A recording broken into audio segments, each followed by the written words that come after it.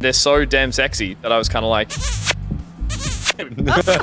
Hey, don't hide it. You were having fun. I was on the teeth. You were saying.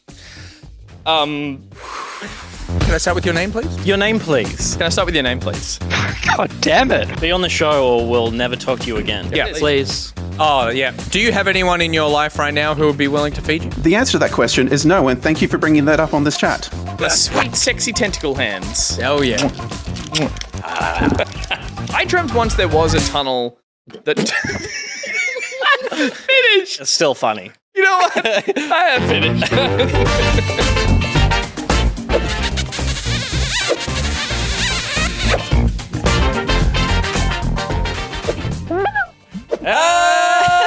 Welcome to Back Pocket! Coming at you live from the Loki Studios. It's the 17th of March, 2022, and tonight's episode is starring Stephanie Ben-Dixon, Peter Birds, Little Will's forehead ear, Gus Ronald. There it is. He's scared, and it's me, your boy, Nick Boy Richardson. Welcome, Sergeant Siege. Sergeant Siege is watching I was live. just trying to hype up your frame a little Thanks bit. very much. Because, as Gus said, important note, bring up the energy. Yeah. Yeah. You guys good. And stop slouching. Sergeant Siege is watching. Say hi to Sergeant Siege. Hi, Sergeant They haven't watched in a Hello. while, and they're very okay. excited to be watching live right Oh, now. nice. Yeah. You realize you promised that to one viewer. That's not how the show works. We're just going to be here all night. Yeah, that's true. No, the randomness is what makes them come back for more. yeah. They never Yeah, know. we're like Anything. we're like a pokies machine. And everyone's suspect. 333 is here. Hey, everyone suspect! Tonight on the show, despite the intervention of an iron lung and being submerged in one specific formula, Martha is dead. Her life shredded, as if she lived through Ragnarok itself. But she will never know but we will never forget how disappointing she was, and will place her ring and tunic on her tombstone, which reads, "Will you snail?" Which we think must be a typo. Very good. Thank you Very much. Thank you good. very much. Thank you Oh, very much. applause from the rafters. Oh wow! Jesus Christ! Is he happy? He gave you a real Shia LaBeouf doing a Citizen Kane clap there. So good. What? Nick's just having He's just having his medicine. a little bit of medicine, mate. You should go now alcohol? better. Yeah, because I'm not driving home tonight. Oh, it's gonna get Training home tonight. I'm driving the train home. Guys, I have a feeling this might be our worst episode yet. I didn't sleep last night because I did another all-night edit. So Oh, I'm in Christ. that crazy, weird twilight zone where I'm like a little bit happy, but about to fall asleep, but also I'm crazy. And then gets really grumpy for the second half of the show. Yeah. Yeah, totally. Do you make it home on the drives, like when you guys come together? Like, say, Pete's driving. Do you have a little doze? If I haven't slept the night before, which Yeah. isn't often, but happens. That seems once to be a happening month. quite a bit, young lady. I'm very busy. But yeah, sometimes. But Does that give Pete the rights to the radio station? He's like, you look tired. You yeah. should Get Well, some he rest. has You his- get some rest. he has his stupid, whoever's driving gets to choose the music rule, which means he would have charge So of the radio stupid station 'cause it's anyway. so right. Wasn't that the rule that we came up with? No, Wasn't that a group you decision? came up with, yes, whoever is driving gets to control the radio, but they must concede to one song per hour or 30 minutes or something like that the other person chooses, and they cannot veto. Are you not abiding by the rule? I don't. How often do we have music on while we're driving? Maybe every fourth trip. Like pretty often, it's just not worth bringing it up. I'm not. But that's like saying that laws aren't worth abiding by because, like, we'd have to talk about it. It's on you, okay? Why is it not me? Because you need to not make this a barrier for her to enjoy one song an hour. We're just But talking I'm about not. one song. Oh, I could tell right now this Re- obstinate request it. attitude. 100%. Remember, This side of the room is not happy with you. You right can now. talk to Google just as easily as I can. He shuts it down. He shuts it down. I actually, you know what? I wrote a draft tweet, but I wrote it because I wrote it at midnight last night, and I was like, this isn't a good time to put out content that will definitely go viral. Oh, okay. So I'll read it out here. You never know. I've put out We'll some laugh. great midnight tweets that Have have you? done. Yeah. It's done good shit? Like there's people that are up and they're like looking for something a bit spicy. It's late. You know, Target everyone else Do you is think? like- I thought you were going to say American, standards are lowered. Drop People the are. U's out of your. Yeah. I put out a tweet at midnight last night, and Mark Ruffalo liked it. Hey! Holy shit! What was that? It was about Mark Ruffalo. That makes So- sense. Oh, I saw that tweet. Yeah. Yeah. Yeah. So this relates to speaking to AI to get music on. Elkie, my 3-year-old toddler. Hey Siri, play Corey Carson. Siri, an advanced AI, the result of hundreds of millions of dollars of research and development, a technological marvel. Now playing Kamikaze by Eminem. And it was literally, I heard that, and then it's like running to the other room. Hey, Siri, stop it, yank. And You're now- projecting. You're the one cancelling people's song requests. Right. Yeah. 3-year-olds have no concept of the car law. The car And law. Also, the And- tweet was at midnight, so the fact that Elkie's lying in her bed requesting Eminem music in the middle of the night. You just heard it over the baby monitor. Oh God! I don't know if I'm familiar with that song. Is it a particularly bad one? By Eminem? Yeah. I'm Just sure. imagine an Yeah. Eminem By song Eminem. not going to be Yeah, okay. 3-year-old appropriate. I mean, the softest, most chilled Was the one Eminem about the song woman in- was the one about the woman dying in the trunk in of the trunk of the car. Oh, drowned. Stan? Yeah. Is his Great like song. Great song. That's his go to One of sleep his best. song. Exactly. I meant lullaby. Sorry, not go to sleep. Just while we're on that quickly, speaking of the music in the car together Please. thing, do you podcast together? Do you ever listen to a podcast Yeah. together? Yeah, we do. Yeah. So I find that But really stressful. Steph listens to a lot of. Well, that's because like you're not listening with anyone. I am very white woman in her 30s and listens to a lot of Every murder time. podcasts. Murder podcasts. Yeah. And Peter's less keen on those, understandably. I listen to like the king hits. Yeah. Yeah. Like when everyone's so talking about many. Serial, I'm listening to Serial. When everyone's it's talking just- about whatever, I'll listen to that. Shit town. Shit Town. Oh my god. Yeah. Do you hear a duck? Someone's talking. Is it you, Steph? oh my God, it's my agent. Are you on a call to her? Right Yes, Have we because been the looking- hang up button is available. But I didn't call her. Put it to your ear. Is she there? No, she No. just hung up on her. Did she? So the last thing she would have heard is, "It's my agent," and then hang up. Which definitely sounds like think- you're in a meeting with another agency, you think- and it's like, I oh God. think- Because we were doing Hey, Googled? Yes, I think somebody made a sound that my phone thought was call my agent. Hey Google, call Steph's agent back and apologize. She's offer only now. gonna text She's her. lost her agent. Oh God, I'm calling her again. That's That's a Hollywood joke that no one would have got.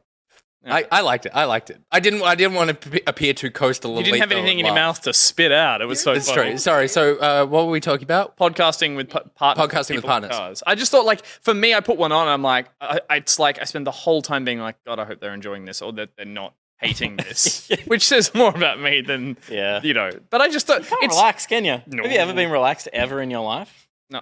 When that beer, Yeah, that was the one time, and that was the and one time, it's and chaos. I had to close it off and stop relaxing. Is the brightness on that TV very low? He said the same thing. There's something wrong. Yep. It's not right. It 100% is way lower. like than my eyesight is bad, can't see but it's it? not yeah, that bad. something's Can't see it? happened. Something. We'll It's fix it, fine. mate. I can It's see it fine. just It's not a. It's fine. not a big Oh my deal. God, nothing's bothering Pete tonight. It's one of those nights.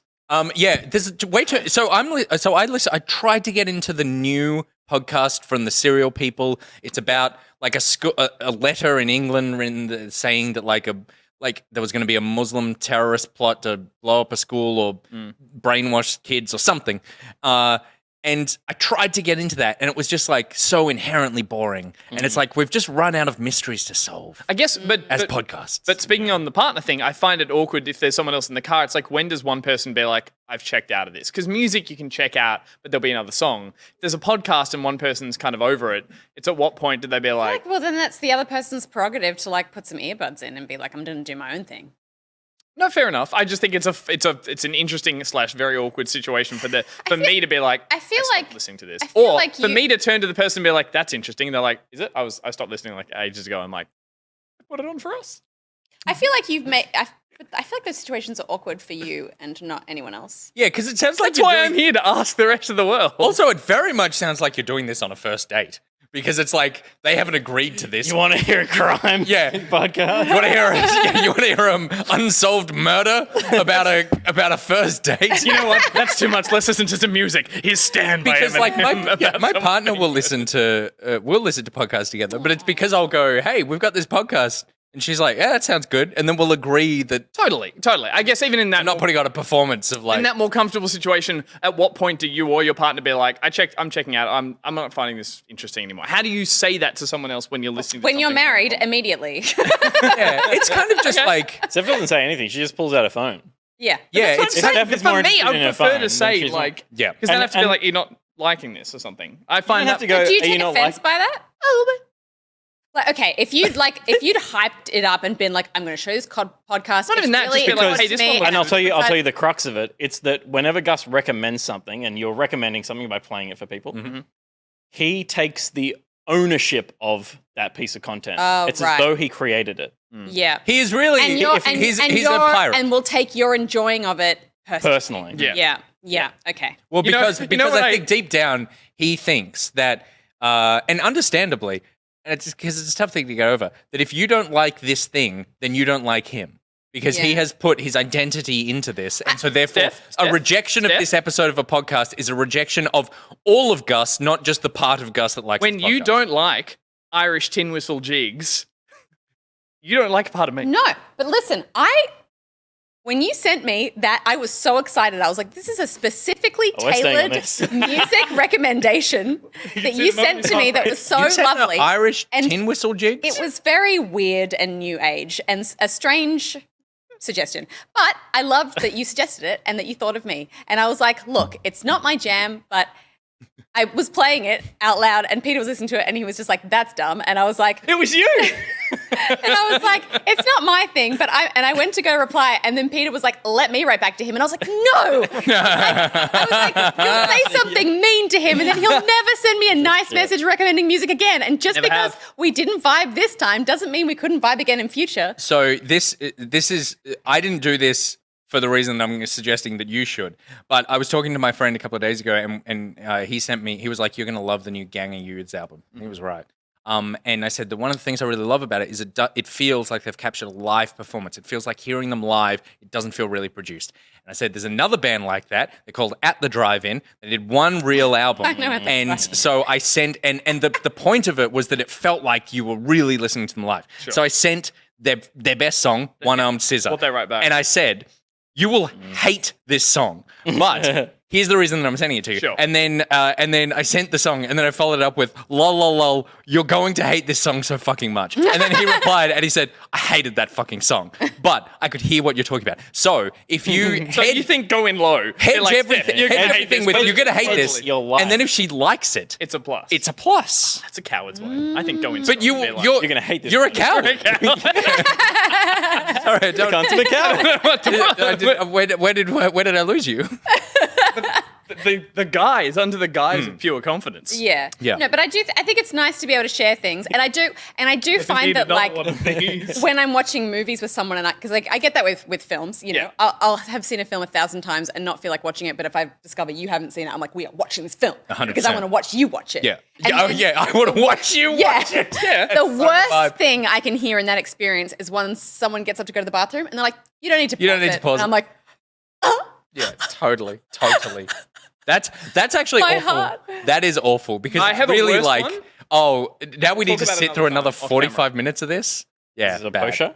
No, why are not we even talking that. about not it? even. Do you feel like we need to get talking games, or is it sexy? No, not at all. Like, get me excited for something sexy. If it's not sexy, Wait. I just said You this. guys are having sexy talk without me off camera. all the sexy time, talk? all the time. What? and the Is this background because I don't play music? multiplayer Nothing games? but Irish tin whistle. Yeah. Oh, that's what does it for us. Incredible. Oh my goodness. God, I wish this was the show, but we have to talk about fucking video games. Of course. Melodic Storm says this is the podcast that I want. So someone has been asking us to do a segment of saying instead of what you've been playing, what you've been like watching, listening to, What you've been reading. watching. Yeah, what you've been contenting. So we can Hey, structure it. Yeah. So we don't have to fill it with, because I feel like the problem is that once we make it a thing, now we're like, okay, guys, let's just talk like we always do. It should be and then called- it'll be weird. Yeah. Steph, why are you so tired? is the name of the segment. Yeah, and then it just leads into inherently. This is what I was up all night doing this. Yeah. This is a song Gus that's and going to Irish weird. coward. I'm an Irish coward. Good. All right. Let's move on with the show because we got to get on with the show. How do you start a show? Power it up. Thank you very much, Angus. Oh, He's a coward, but he's quick. he is quick. He's He's the a quick quickest coward in the coward. West. And tonight's episode of the Back Pocket. Tonight's episode of Back Pocket is powered by Aussie Broadband. We could not be more excited to have Aussie Broadband on board with the show for the next couple of weeks. We did the Aussie Gamer Helpline segment last week to great acclaim. Thunderous digital applause, which was mainly lots of pockety butt shaking in the chat. Oh, yeah. But you too could be powered by Aussie by checking out our Twitch panels below. There's some exclusive back pocket deals there for you to take advantage of. And I think someone is already taking advantage of those. Someone's Yeah, already taking yeah. advantage of it. What? Yeah, I won't name names, but someone reached out to me and said, "Hey, I'm thinking about moving They out were of home." typing, just in case They were you were wondering typing. what they were doing. Or they were giving me a scalp massage Yeah. at the time. They were of course. sitting over me and they were How like, lovely. "Hey, Peter, I'm thinking about moving out of home and I want some bloody good internet. What are those codes?" Excellent. Did you So- give them to them? No, Oh, okay. Fair. But I if you was do, asleep. if you do want those codes, then the codes are in the Twitch panels on the About our Twitch page. I don't really know what that stuff's called. The Just scroll channel, down. The panels. They're the About Panel? channel pictures. About I've channel updated pictures. recently, so There you go. you're Did you? welcome. Yeah. They were transparent. Pissed me off. I made them squares. Makes me feel a lot better. yeah, Good on you. good. Yeah, good. Yeah, good. it's a real- So check out the Aussie Broadband one and get yourself some deals if you're looking for good internet. And also, we'll be doing another helpline segment next week on the show. So we'd like more questions along the lines of the ones that we got last week. They were great. We'd love some more questions. There should be something in Nightbot very soon that comes up with a link to a Google form that you could submit a question for, and we would love to have you on the show as well. So thank you very much, Aussie, for powering tonight's episode. Guys, I have a feeling this could be our best one yet. That medicine's kicking in. And I'll tell you what, Papa Avexia came in with a nice burn there and said, "Was it Avexia? Please tell me it was Avexia." I'm sorry to say, your son is with you for life. Yeah. Yeah. He's not moving out before Never 35. But No. all the scalp massages you need. Just Yeah. ask him. You have to give him a little push, I think. Yeah. A little push. I was talking to him a couple of days ago while we were playing Destiny, and he was talking about home, and I was like, "Oh yeah, so what's the plan?" And he's like, "No plan. Just, I'm on the sweetest deal ever. Dad pays for everything." Papa Maxie you says, all. fuck you all. Kick him out. Kick He's a big him out. boy. He'll be Good. across the road. You know exactly where he'll be. But I'll tell you what, it definitely is going to be someone's best show tonight Yep. because someone is going to get the opportunity to win something. God, we love giving away stuff on the show. And you know what we love giving away even more than the stuff that we normally give away? Power up. Oh, I was wrong that time. Oh my God. We love giving away things that we didn't have to buy in the first place. And PlayStation has given us a Destiny 2 Witch Queen Collector's Edition to give away. That's a picture of the thing. That's not actually the thing. I have this. It's very cool. Do you? Yes. Yeah. So Wanna squeeze Bungie are notorious for hiding heaps of lore secrets in their collector's edition. So there's lots of weird puzzly things amidst the collector's edition for you to find and seek out. From my understanding, if you see the picture of it again, it sits on that black base, but that black base is like a tool or something from the game. Oh, I don't know why I'm speculating Yeah. about this. You guys can tell me. But that sits on that, which has knobs and dials. Yeah. things. Sure does. Oh, I'm getting eyebrows while that happens. So it's a spectrometer, right? Spectrometer, Yeah. But we ended up tuning into 2GB. yeah. Yeah. But did you let her listen to one song? And Yeah. It was Alan Jones' There's nothing on 2GB that I want to do. So we're going to be giving you that away at the end of the show. Lots of people there in the chat excited for this box. But Dolphin Pants says, "I want the picture." So Ben, could you just DM Dolphin Pants that picture? That would be really We appreciated. have our first winner. There There you go. it is. Congratulations, Dolphin. How are they Pants, going to on win winning it the picture. when we roll? We're going to do a. Yeah, we're going to do a Nightbot roll at the end of the cool. show, but you're going to need to stick around and be in chat at the end of the show. Or just go out now, leave now, and come back then. That works as well. This Okay. is not a way to juice viewership. It just felt weird to stack all this at the top of the show. But leave your browser open while you go. Oh, right. No, Gus just once he wants gets the the thing. viewership. that- I'm yeah, desperate Gus, for it. He wants it. I'm a sad lonely cat. And tell him And you podcast. Yeah, tell him you really like the you love it. podcast. Okay. Anyone else have anything they want to bring up? Welcome back. Any other contests? Maybe I Or is that forgot later? to put deodorant on today. Oh, And I just didn't am want to say anything. suddenly panicking about it because I don't really sweat because I rarely exert myself. And so I just feel like slightly damp in my armpits, which is a new sensation. I cannot fucking wait to get the aircon fixed in this room. It's on. so It's on. humid. I know, but it's not working. It's not cooling the room. You know what I mean? It's going to distract me, so I'm just going to go like put some on and then come back just in case. Otherwise, it's going to bother me. Otherwise, do you're it going to Get some schwitz for all me over as the well, place. I smell pretty good. But it's a 2-hour show. Yeah. And I have to sit next to you.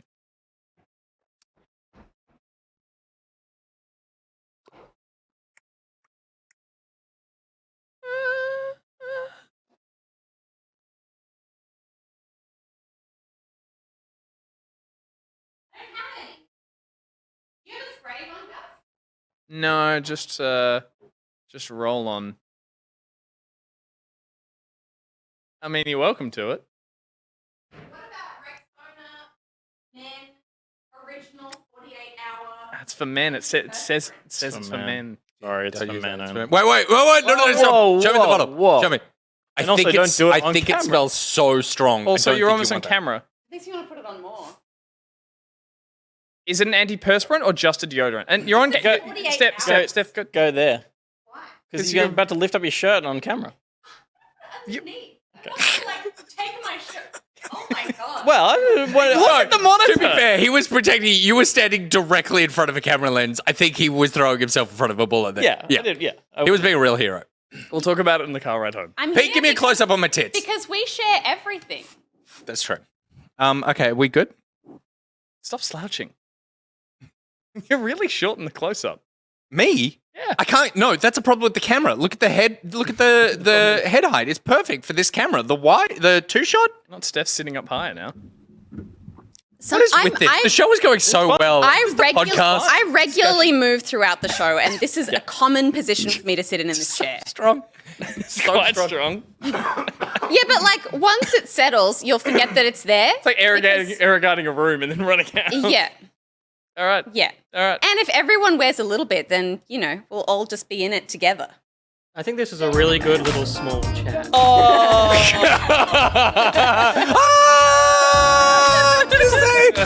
What you've been playing? Brought to you by the least smelly person we know, BuriBuri. The only thing she stinks of is one Justice. lawsuit of justice.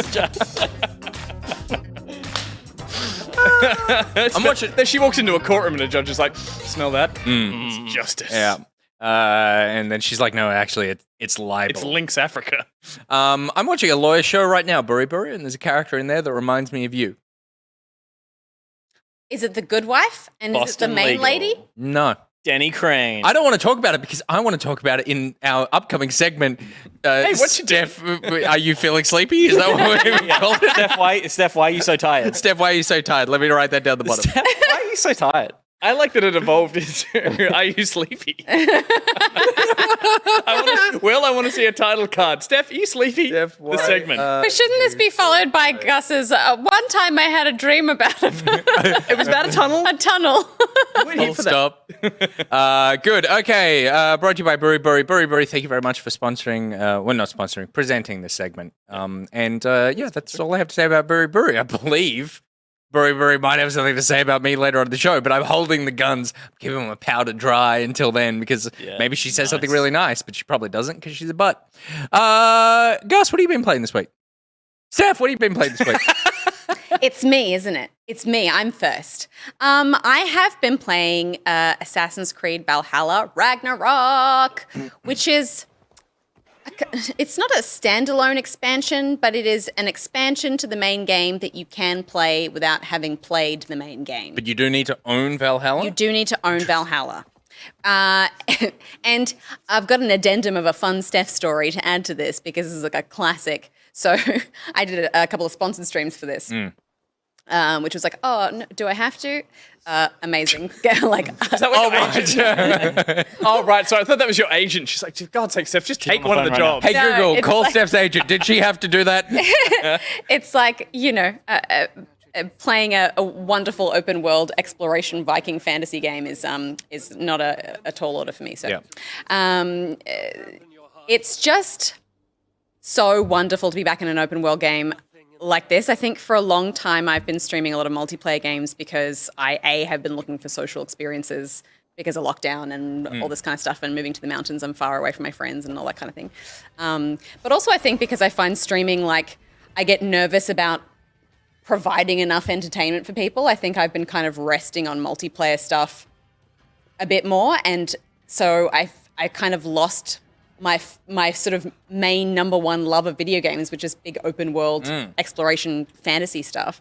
And in playing this, I just had such a good time, and I just got right back into what Assassin's Creed does so well, which is hide lots of fun little things all over the map for you to go and find. But when I first started, so Valhalla was on my shame shave last year. So I'd played a few hours of it and I really enjoyed it, but then kind of life got in the way, and I was like, I really want to finish it because I was really enjoying it, but I never got around to it. When Ragnarok came along, they were like, you need to be at a power level of at least 340 to be at level for Ragnarok. Right. And I was like, it's endgame. It's like, If you want to take your existing save. Correct. Yeah. And I was like, oh gosh. But they were like, don't worry, you can just like go in and choose the option to boost your power level to 340 and then you can play. You make a new save. Oh, okay. You make a new save. Yeah. You go in, you get boosted power and I think you get all the gear. I looked in the weapons there and it was like you had almost everything spec'd out. That is information that I did not have. Right. And so I went into my existing game. So I looked at a YouTube video and it was like, hey, so 2 ways that you can do it is if you are at level, you go this way and you start this quest line or whatever. If you're not at level, that's fine.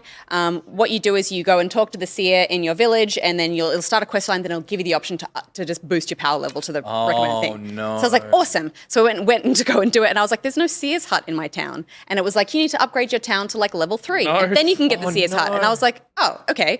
And so then I had like a bunch of people in chat who were like Valhalla fucking experts. And they were like, oh yeah, you just need to do a bunch of raids and that will give you the specific materials that you need. A bunch being like everything. to upgrade your town. And I was like, but I've done a bunch of raids already and I don't know that I have any more raids at my level. Left in me. And there was one that I found, we kind of went across the map, got very sidetracked along the way, but I was like, whatever, this is all part of the fun, kind of like a little entree to the main event. Like 3 hours later, I have done this raid, I've gone and opened up all of these different sort of hawk points, trying to find more raids that are at my level, can't find any, do a raid that's like above my level, but I still make it through, finally get all the stuff that I need, upgrade my town to level 3, then it's like, you built the seer's hut, I went to the seer, she's like, you need to upgrade the seer's hut to level something or other before you can start the quest, and I was like, no! And I was like, this is crazy. This is your first sponsored stream? Yes. So your sponsored stream was showing how difficult it is to access this piece of content? No, my sponsored stream was supposed to be an agent kept calling me. Ragnarok, and I did not touch Ragnarok. And I was just like, this is so weird. I was under the impression that you could just go straight into the expansion. And then I logged off and I was so stressed because I was like, this is what I was supposed to do. I'm gonna have to like do another one to try and make up for it. But this wasn't the day that I agreed to do it on. And Peter was like, I'm looking it up online. Apparently you just start a new game and then you can choose Assassin's Creed Ragnarok. And I was like, I see. Need a moment. But it ended up being a silver lining because I really just got back into the game and really enjoyed it. And now that I have been playing Ragnarok, it is like everything wonderful about Assassin's Creed Valhalla, but with added lava and Norse mythology. So it's like you're getting cool, like glowy magic, lava armor, all of the things that you're fighting. Does he have a lava beard? Yeah, so you transform, one of the powers you get early on is that you can take you can transform into a Muspelheim, which is the lava people. The lava sort of demon people that are plaguing the land. And that's a way to walk on lava and also sneak amongst them because they don't recognize you. So you can do assassination attacks on those guys. Yeah. It's a big puzzle mechanic as well because a lot of the things you can't access unless you have this magic power that allows you to kind of walk through the lava and stuff like that. But it has also, at the moment, I can only equip 2 of those powers at a time, but you can pull those powers from the enemies in the world, but once you replace one, you can't just go back to it until you find Until another you find creature another enemy, yeah. to pick it up from. Oh, that's cool. And so you're kind of using those skills, those new magic powers to access certain areas and solve puzzles and do things like that. You're using them to help you fight things, and you need to, the glowy green shit that you find in the world is where you kind of draw the magic from. So it's kind of another element on top of all the other stuff that you're dealing with. Yeah, cool. The other cool thing is that because I was very low level in the main game, I am now suddenly super OP and I have every single power and every single ability Dope. just about. And it's like I now suddenly am experiencing the game as if I'd put in all of this work, but haven't. I still want to go back to my original save, but oh my gosh, I'm enjoying just suddenly having free reign of every cool ability. And I'm just, things that I potentially wouldn't have put points into, I now am just like trying out all of these fun different, there are skills where you can just like set attack dogs on people or rats. Tack rats. Attack rats? Yeah. Really, really fun. Anyway, I'm really enjoying it. The story is really, really cool. It's just all of that great Norse mythology, really weird but fun, fantastical storytelling, fun combat. It is also, I think, a smaller, more contained map to spend time in. So for me, it seems just like a little bit more digestible for right now. And so I think I'm just going to forge ahead and finish Ragnarok and then go back to my original game. No, you won't. You'll go, this was the perfect amount of fill after this, I reckon. And you're like, now do I go back and play like a 40, 50-hour thing? My anticipation of that happening is why I think I want to finish this. Totally. I'm with you on this as well. I love it when it's so the right and size. and I'm just like, really enjoying it. It's really fun, and I'm just, I'm wrapped. And you've been playing as well, right? Yeah, I played a little bit for GTV, and I forgot how much fun the combat is, and especially as Steph said, when you've got all those abilities. And coming off playing a game we'll talk about in a little bit, which has such technical, slower combat, it is fun to just pull triggers and suddenly you auto throw axes and it's just like gosh. it's The like chained assassination all stuff. of that Low stuff's input, great. high output Totally. gameplay. And I would say, like, I fell off that Valhalla because I just found, like, it quite, like, the opening area when you're in Norway, and you're with all your the Vikings. That was super exciting. I found England really slumped for me, and I was like, I didn't find it as exciting of a place to be in. This is perfect. It was so for what autumnal. Totally, it's lovely. I'm not saying it's a bad, but it just didn't I know what you really mean. It can be inspire overwhelming. me in a way Assassin's Creed game will. And now I love that they've gone here with it, which is a slightly more well, it is a fantastical area. You're in Svartalheim, the dwarven area. You've got like floating rocks above it all. It suits the character you've been Yggdrasil is trying. like twisting through the Totally, sky. it just feels more Norse. And then the main game, obviously because it's mythical, it's legendary. And your powers were getting so unbelievably over the top by the time you were playing a lot of Assassin's Creed that it's like, it kind of feels better to be a superhero. You're Odin in this. You actually are like a god. And so it just feels appropriately powerful. So I'm with Steph. I really like that it is a more digestible. It is still big. A lot of people are saying it's still like, serious hours. Yeah, well, I think, like, when they were 20, promoting it, I 30, thought it was like 30 hours, so it's not a little thing you'll knock over in one night. There's heaps to do. And I even just got stuck doing the arena where you go in and just do wave modes, which is... No, I'm like, it was great because it put a spin on the I wave always mode. think it's a bit. And Yeah, I it's know. like, Yeah, No, it's No, not. I do you walked straight keep over that one. finding It was like, no, there's a wave mode in modes? it where Odin tells her stories, and as she tells the story, enemies appear as it would have happened in Odin? that tale. You're Odin. Yeah. Was that, you didn't get that bit either?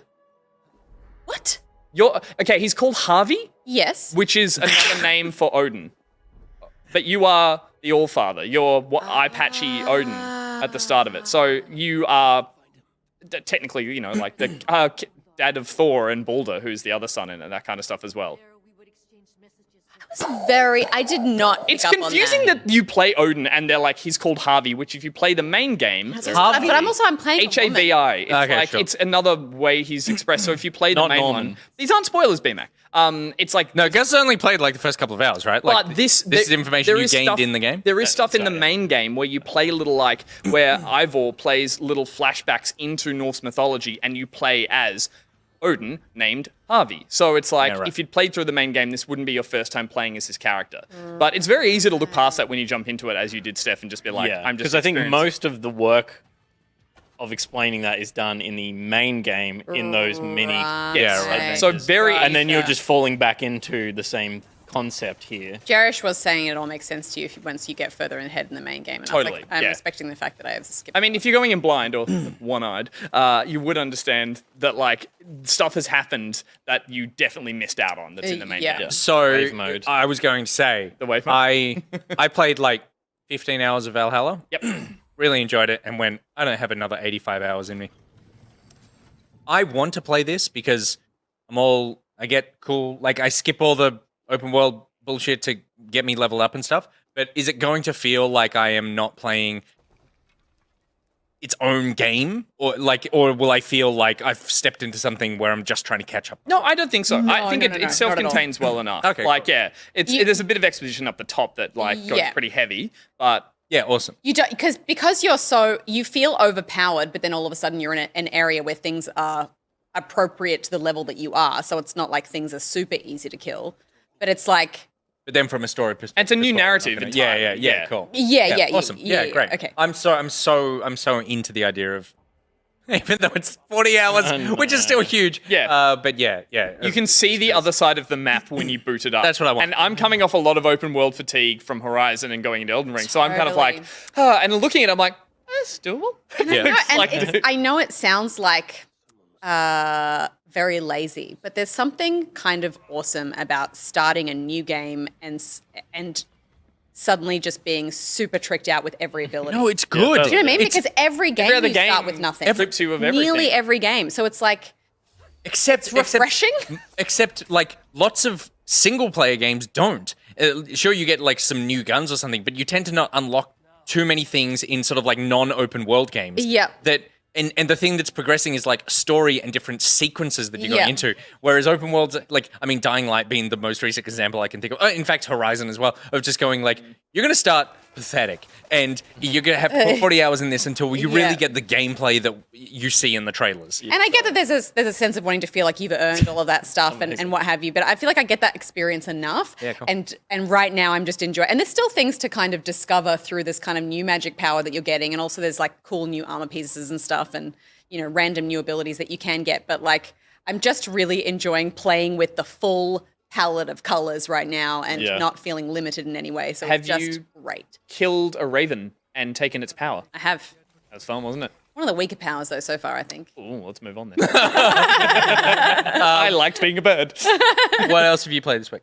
I also played the official Formula One game, 2021.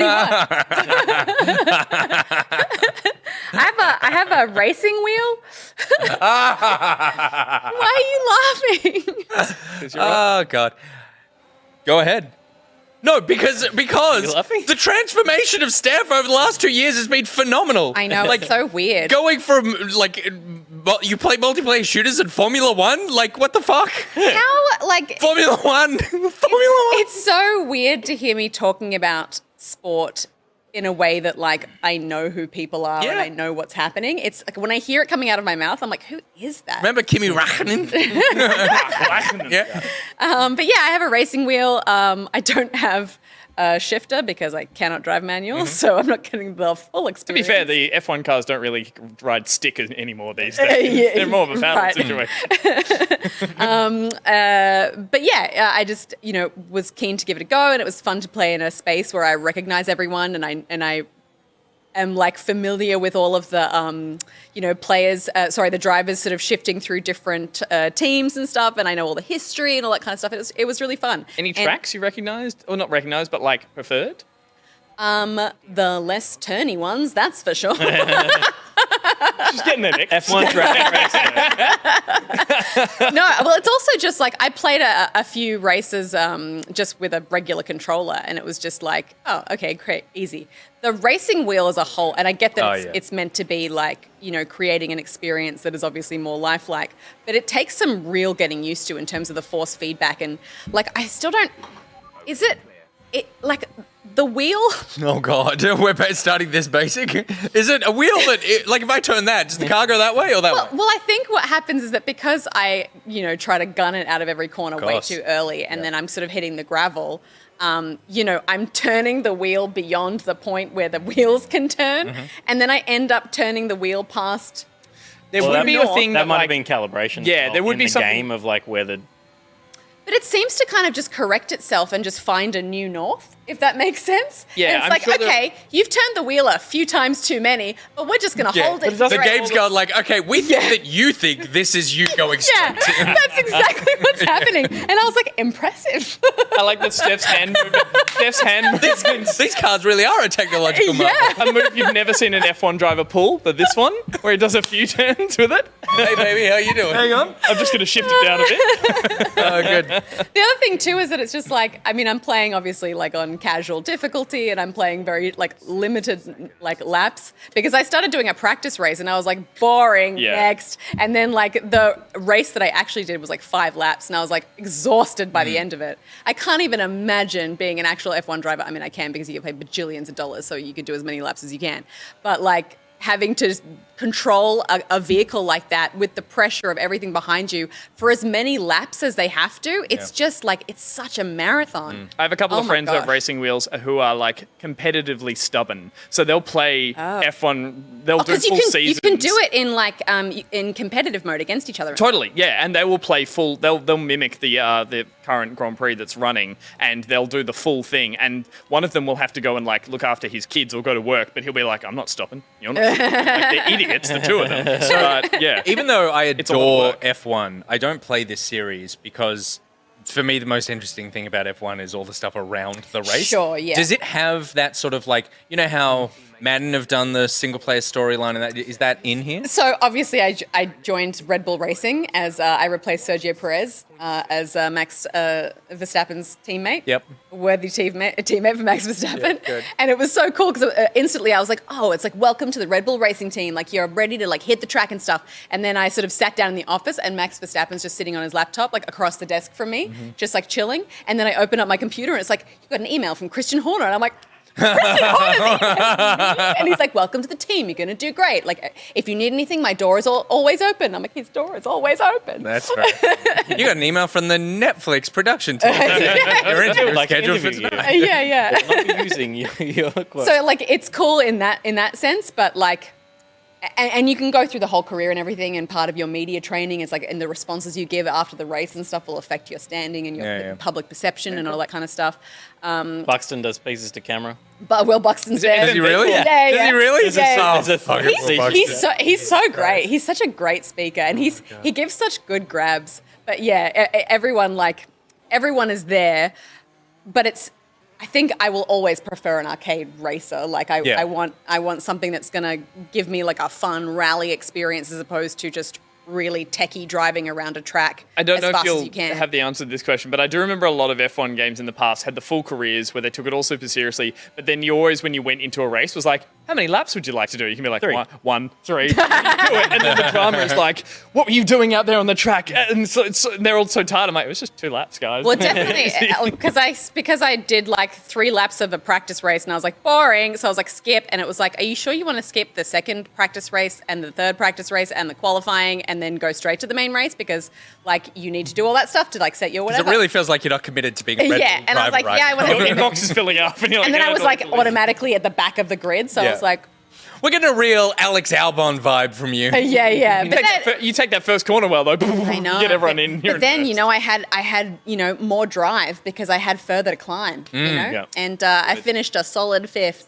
Oh, that's not bad. That's not back of the bad. pack. Yeah. Yeah. Steph's version is skip, back of the pack. Lando Norris overtook me at the last moment. Screw him. That is his want. And round us out with an update on Martha is Dead.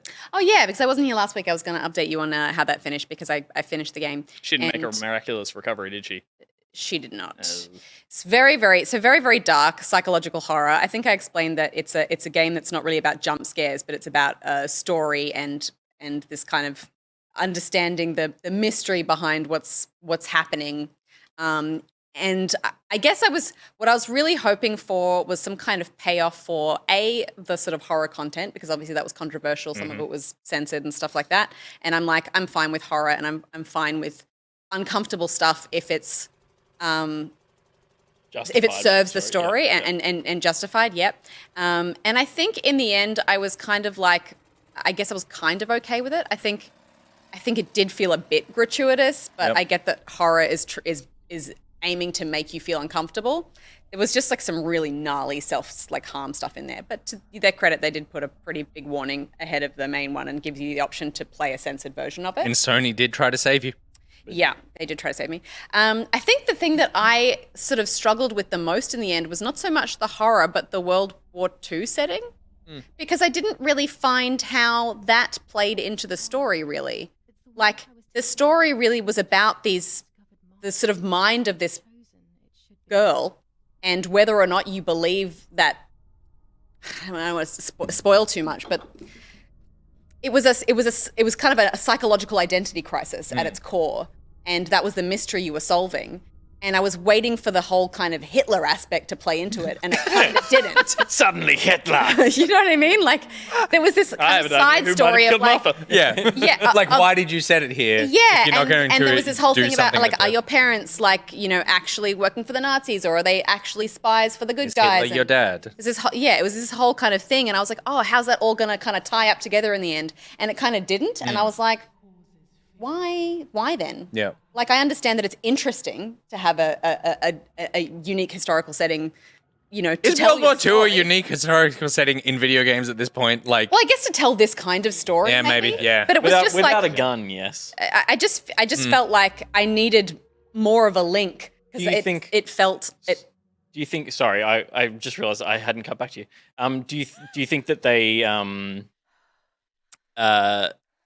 set all that stuff up with your parents as like layers to why protagonist is affected the way that they are? There was an element of the story. A key element of the story was a particular medication that someone was taking, Right. and it is a medication that was used specifically in wartime. Right. So that's the kind of the link, I guess. Right. But for me, that wasn't enough to kind of go on this I just felt so involved in the World War II story, and then the ending was kind of like something completely different, and then we just kind of left all that stuff behind. So it kind of was more window dressing. Well, not window dressing, but like you said, there's hints of it in the story, but it's just there to build the atmosphere more so than the direct narrative. Yeah, I think so. Okay. I will say though, best bike I've ever ridden in a game. Nice. take that, MotoGP. There is this That's like there is this squeaky like 1940s bicycle that you ride kind of jankily Good. up and it feels like you're like this. Yeah. And it was It's like pretty fucked that we're using a racing wheel to do it. That was bad. Best biking like, games. it was suited like perfectly annoying to ride, and I was like, whoever Take a note like because designed it's got to be in the physics and game of the year. the physics and the mechanics of this bike is one of the best I've encountered. You know, that sounds like a list. Best Yeah. bike. Yep, Best biking bike- games. Best Oh. biking games. That's a fucking list. fucking list. Make a That's list. a list Send a right list. there. He'd have fucking opinion. Do it. All right. Well, I'm glad Martha is dead is behind us. Shit eulogy. Yeah. Gus, what have you been playing this week? A couple of games. The first one is a game that I think just dropped today on Game Pass, which is Shredders, a snowboard simulator. I will say simulator because this definitely feels more aligned to a sim, and I think a lot of comparisons are being drawn to the Skate series. Like a very reasonable amount of air. Yeah. Oh, look. You're not doing hundreds of backflips and all that kind of stuff. I think the most recent snowboarding experience I've had was in Riders Republic. And so this is less arcadey than that, apart from obviously you've got rewinds and things. But yeah, it definitely has a slower, HUD-less kind of cruisy vibe to it. And it's I think a smaller team that put it together. And you can tell they're very passionate about snowboarding. They're very passionate about just the vibes of... Why is that funny? That just feels like a it's a dig. backhand Yeah, compliment that's such for a sure. backhand. Yeah. You can tell that they're very Really passionate fucking about this nerds. boring sport. It's like, it's weird. Like, the actual aerials and stuff aren't very thrilling, but the way your board handles on a groomed run Yeah. and slides out a little bit as you carve and the sound effects, it's like, oh, that's genuine. That's like I guess real. it seems like so many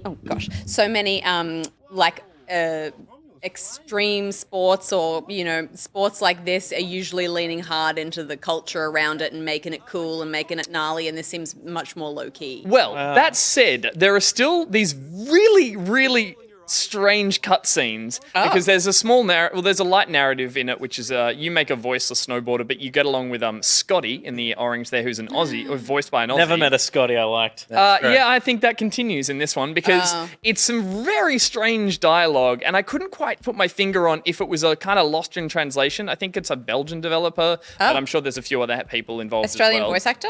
Well, yeah, Australian voice actor for one of them, but then the rest are like Americans and stuff, and they are like wannabe up-and-coming YouTubers on the mountain, and they try to like, fly through, rip up some flags while doing tricks over them, and someone's like, hey, you shouldn't do that, but you should be on our YouTube channel.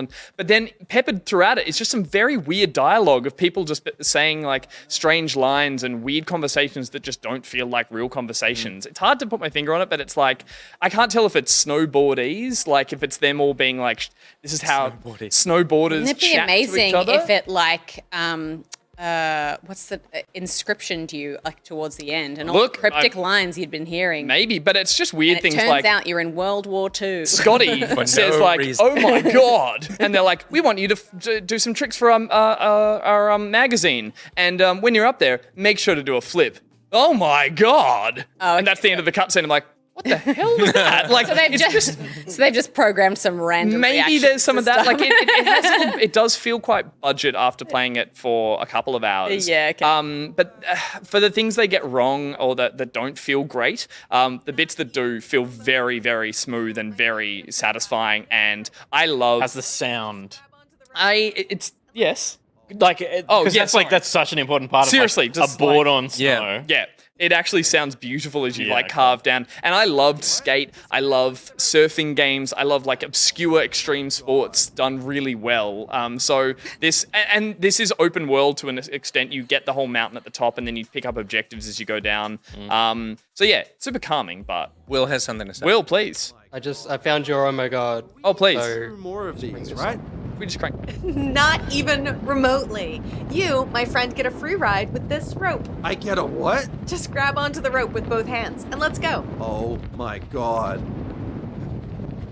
Like, and then literally, but then one of the cutscenes finishes. She's like a 13-year-old girl. One of the missions finished. My God. That's like kind of normal. There was one cutscene where she says, "Go down and do a flip for me," and afterwards, it's almost Tony Hawk-esque. It cut to Scotty standing with a small version of Scotty in his hand. And he goes, "This is little Scotty," and she goes, "What?" He goes, "Little Scotty," and he goes, "Hello," and then she's like, "Yeah." She goes, "I'm gonna pretend I didn't hear that." That's the end of that cutscene. I was like, what the hell just happened?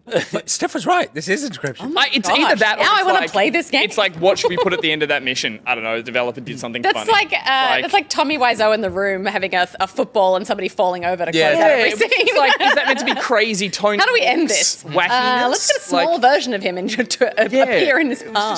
I really want. So cool. Like, I played so much Cool Borders So it's just amped 1080. with my friend Ben Jennings. And Ben, I would go to Ben's house and it would be like, hell yeah, Cool Borders time.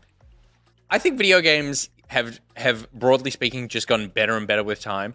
But things like jet ski games, snowboarding games, surfing games, and I would say skate games, the more realistic they get, I think the harder they are to just be fun. Yeah. And I don't understand why we're chasing realism with some sports where you go, it's not really fun unless you're doing it for real. Whereas like I get the car racing thing, but because the car, I think what it is like you're driving a car that's faster than any other car that you would ever drive. Whereas this still like Can I make an has example? the limits of Just watch, human. If you watch here, ability. this is a perfect example. This is me trying to nail a trick and messing it up. And then this is the counter to that. Then actually just getting it perfect or sloppy, as it says. I will argue that, like, yes, I agree with everything you said, but in this game, as a bit more of a sim, not being able to do something quite normal by a video game standard and failing 3 times and then landing it perfectly really like sends a shiver down your spine. You're like, ooh, that felt good. You're And like, it was real. Oh my like, god. Oh my gosh. God. Yes, so I agree entirely with what you're saying. And so I think it's at odds with itself sometimes here that you do then try to do wacky, crazy things and the jump physics feel really weighted and you have to pre-twist your body to spin off a jump. And I'm like, wait, is this a simulator now? I What guess am I playing? this is where like you just kind of want heaps of assists available, I suppose, because you want to be able to make it fun for yourself if that's what you're looking for, or techie for yourself if that's. I think this is made for diehard people who have snowboarded in real life. I feel like this is core audience for this. Cool. So it's very calming, and it is on Game Pass, so you can check it out. Just dropped today. You can be sloppy for free.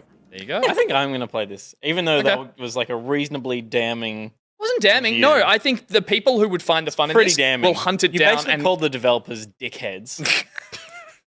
No, the people who want to find the fun in this game will find the fun in it and actually love the shit out of it. With little Scotty, he could be the mastermind behind some broader plot. I want you to get to the little Scotty cut. Little Scotty. Tell me how you're feeling. I'll get to little Scotty. Tell me how you feel after that.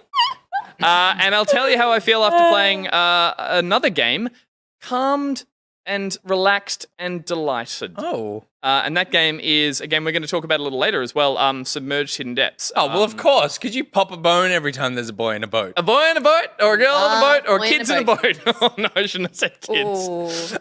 People in boats. How is that worse than boy or girl? I was trying to steer it somewhere else. Because there's tons of them. Steer it. Tons of them. Yeah. Thanks. There's only ever one nude in your mech. Okay, the dev might be watching this, so let's just please. Oh, definitely watching. He's going to be on the show in 5 minutes. There you go.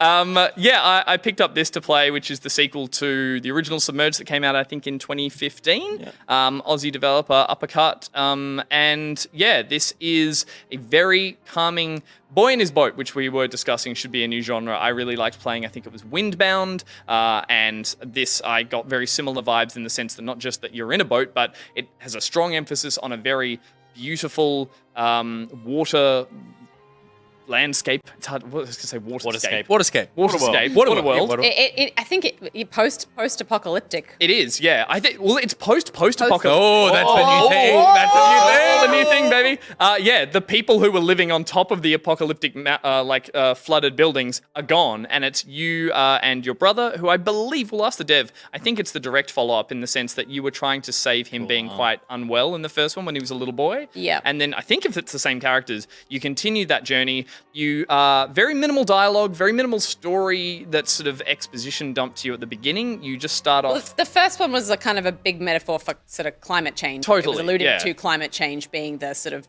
terraformer of the world. Well, it turns out the people who survived climate change didn't even make it through the next version of it, I think. Sure. So okay. There's like all the more reason. Totally. It seems like there are some really cool cryptic story elements that we're seeing here in these little like diary pages you find. But essentially the game boils down to... Rose. It's not that cryptic. Well, you find them one at a time. Yeah, of course. Yeah. The basic premise of the game is you explore this sunken city it's floating actually, but you get around in a boat with your brother, and the main goal is to restore these seeds, which you find, which only one of them is pointed out to you at the beginning. You need to very much open world explore with a telescope and try and find where they are. You get to them, you disembark, and you do little platforming puzzles. Post-well. Yep. Well, you document the wildlife too. So the thing I'll mention is that the water is beautiful to get around with in the boat. Yeah. There's no real threat or fear of dying in it. Between documenting the wildlife, reading the diary pages, just playing without the kind of like doom and gloom around you, it's a very calming, very meditative, very lovely, light game to be playing in and amongst the next game we'll talk about, which has been very exhausting. So I've enjoyed it. It's simple platforming. There's no real I haven't got to any big head scratching moments yet. It seems to be just like look at what's around you and you work it out. What's the pathfinding and exploration because I'm always kind of on the lookout for games like this where there isn't much penalty for death to recommend to people who are new to games. Yeah. I'm always just because my go-to used to be Fable because there was never a penalty for death in that, which is I think what turns a lot of people off games initially when they die a lot. I think there's an element of you just set out with your telescope and look around, and as you see something of interest, it'll kind of lock onto it or whatever. Lock onto that and say, go find that. And you have a map there as well. That's pretty cool. Totally. So there is a way to find your way around, and you don't really get lost as much as you just head off in a direction and go, okay, there's nothing else to see over here. So, Yeah, great. And then again, the little puzzle sections are very they're simple for the ones I'm doing, which is the first starting areas. But it's nice. You get to an area and go, I don't need to go and get another item and come back. There's not going to be any brick wall that I go, ugh, I'm going to have to get back in the boat, go away. It's like everything I need to do here, I can do. And one of the nicest things is on each of these little puzzle sections or buildings and different areas you find, you need to find like 6 collectibles to do your boat up and 6 diary pages, and they're all just on that one little area. They're not scattered around the world. They're there. And so when you're on that building, it goes, you found diary page 1 of 4. I'm like, 4? I can find 4? I can find 4 things. 4's easy. But then you get to the next one, it goes, the next building is 1 of 6 or something, and you're like, that's still bloody easy. It's not diary page 1 of 384. And it also Yeah, makes yeah. sense because, like, how many books that get destroyed have pages scattered across the country? They'll be just Most of it is like, they're just in the room. One came out and it's just in this room. You know it's in this room somewhere. fine. It's probably just in another book as a bookmark. And it is really beautiful. The music is stunning. It's had a massive glow up from the first game because it is a basic, it's a sequel. It's the same premise. But the water physics are wonderful. The lighting is amazing. They've even got a cute little like for what is a smaller developed game, they've got a postcard mode, which is a photo mode. So you can. I'm obsessed with photo modes at the moment, and it's lovely to be able to do it in this game too because the art direction and stuff totally warrants it. So it's I didn't realize how much I needed to be playing something like this at the moment. And so that's a really... This is your equivalent of like me enjoying to have all of the powers from the start. Yeah. But I will say... Sometimes we deserve it. We Not deserve just it. the going cruising and looking at a sunset in a boat. It's like doing those little platforming sections and knowing I can do everything there without having to just like look up a guide or ask the extra chat or do functions, anything. yeah. It's like, nah, everything I need's here. I'll work it out. And what is a game where you might need to look at the internet to help you get through it? I live on the internet while I'm playing it at the moment. I was telling these guys that I literally play Elden Ring with a phone on a YouTube tutorial. So as I play, absorbed in, Miyazaki's dark and George R. R. Martin's dark fantasy of sound and light and death and everything, I have a voice next to me usually going, what's up, guys? It's your boy, someone. If you're looking to get a magic wand, but you really want to level up your lightning damage, here's what you're going to want to do. And I'm just like... So yeah, Elden Ring. Oh man, Elden Ring, where do we start? Well, I'll let you guys talk for a bit because Do you have a list? I do. Okay. I want to hear your list. So I've just been madly writing down things. I have no order. I'm just going to say a couple of things that these are things that have happened. These are just thoughts that have popped into your head. yeah. I once found a player called Blood. He helped me get up to a boss fight. Then he died. There wasn't blood? That was 4 O's. 4 4 O's. I couldn't. We then before we went into the boss, he pointed at a fireplace. Then when he died in the boss fight, I came back and waited there for like 5 minutes until I could summon him again. I found him love again. those moments. So it was this voiceless moment of finding Blood. Beautiful. A room literally killed me. A room literally tried to kill me. I was like, I'm on the lookout for things to kill me. I walked into a room. I walked into a room and it just pushed up into spikes. Spikes! The Spikes! whole room Spike room! just was like, I was like, where's the enemy? And the room was like, fuck you, I'm going to kill you. Yeah. There's been a lot of whoa horsey moments where I ride and I just suddenly realize there's a giant drop and I just have to go, oh shit, and stop. Classic I accidentally moment. dressed up as Leonardo, the Ninja Turtle. I had a turtle shield on my back and 2 swords and I realized I look like Leonardo. I've been picking up so many mats for days. I have no idea what I'm going to do with them all. All I do is pick up flowers and everything like that. An Etsy store. On that note, Love flowers. only because you said I've been crafting stuff, I was like, oh yeah, there's meant to be crafting in this game. I never bought the crafting thing from the dude, so I just Oh, had like no. a Oh my million God. things. I've just never crafted anything. Yeah. Can you go back never and buy- feel, Yeah. Has never felt important, and I bought it and I haven't used it, but now I have it, so I can craft. It's in the menu. Yeah. I'm 48 hours in, haven't crafted a single thing. Yeah. So I've been crafting the things that you use to bring people into summons because I've been loving summoning people into do boss fights and stuff. It's been, I know Can it's not those how people everyone kill plays. you if they want to? No, that's if you choose can. invaders. It's a whole different Oh, okay, cool. series of items. So you're not like inviting someone to help you only for them to turn around and stab you? No. They're always there to help. I did once invite someone to come in and kill me, and I turned into a bush, and I waited, and he just ran around for 10 minutes before he jumped off a cliff to kill himself because he was too bored. Classic That bush happened. disguise. I set a marker, what I thought was 5 minutes away, and I rode for 20 minutes, and I still didn't get to it. It's too big. It's not too big. And we saw this afternoon, I rode past a shack with a painting in it, and I thought, fuck you, I don't want to look at that. It's probably a portal into a world I don't have time for. I found out later it wasn't, but it was just, that's my reaction to this game. Like, fuck you, I don't have time for that. It's like everything's trying to bait you into death, and you're trying to be smarter than it, but it's also a game about exploration. And not even fantasy bait, and finding panic riding. things, so it's I've like- written panic riding here, which is just I ride and go, oh, that's too big. And then if I ride deeper, there's something bigger. I'm like, I shouldn't have gone this Also, way. panic mounting, because you get iframes when you mount. So I've mounted occasionally during a boss fight. Yep. When I've run out of pots and I'm like, oh, this thing's going to kill me. Mount as it attacks, and then I get iframes during the attack. Yeah, Panic all sorts of mounting crap. is what Scardy does when she's excited. But like Nick said that last week, I've sunk, I think, a lot more hours. 20? Yeah.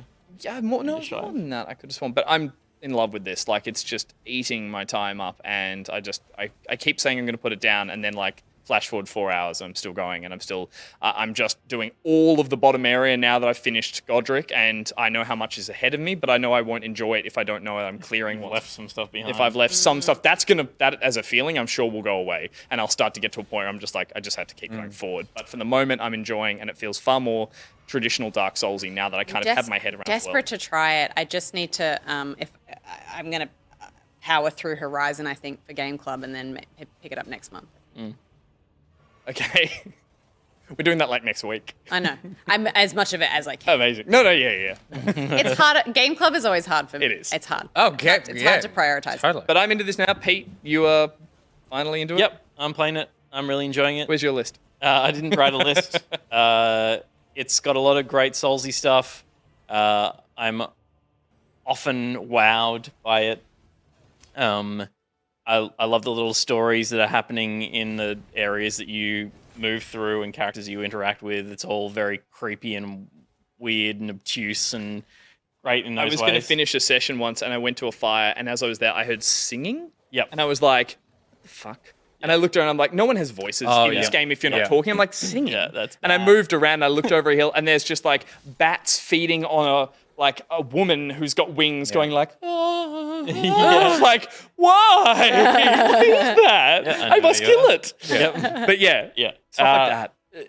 And I adore it, and I know Nick, you've like professed your love for the game. I do want to take a moment to talk about what sucks about the game. Ooh. We all really love the game. I love the game. I'm about 26 hours in or something like that. It is, in classic From Software, a fucking awful PC port. It's bad. It's You're the only one here playing on PC as well. So, yeah. Why do you make that choice? Because You have PC is my history. platform of preference. I know, but- but if you know that it's likely going Well, I to be didn't bad know based, when I got it, but Yeah. then it was like reported that it was bad pretty early on. Because Like, in the same as way as a reviews From came out. game is punishing, this is just his own self-flagellation. True. Part of the There's process. another clip, Will, and I just I jumped in for I was like, I'll capture some. So I jumped in, I played like 20 minutes, and like this is how the game plays a lot of the time. And you're on a very good PC. I am on a very good PC.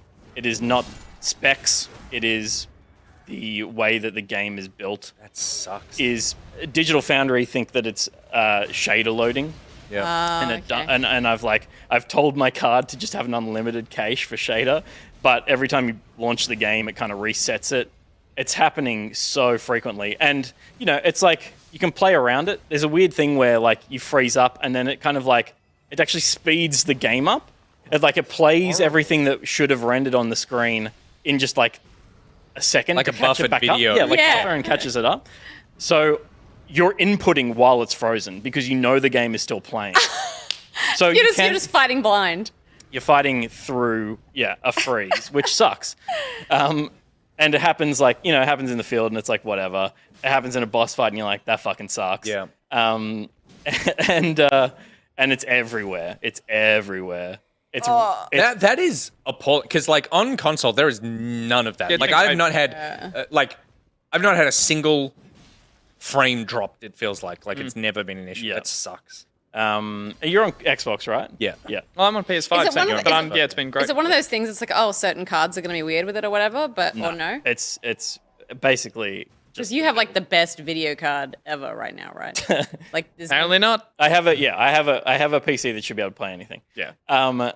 and plays games that are much more graphically intense than this. Yeah. Here's like a minor boss fight, and it happened, and I was like, "Fuck you."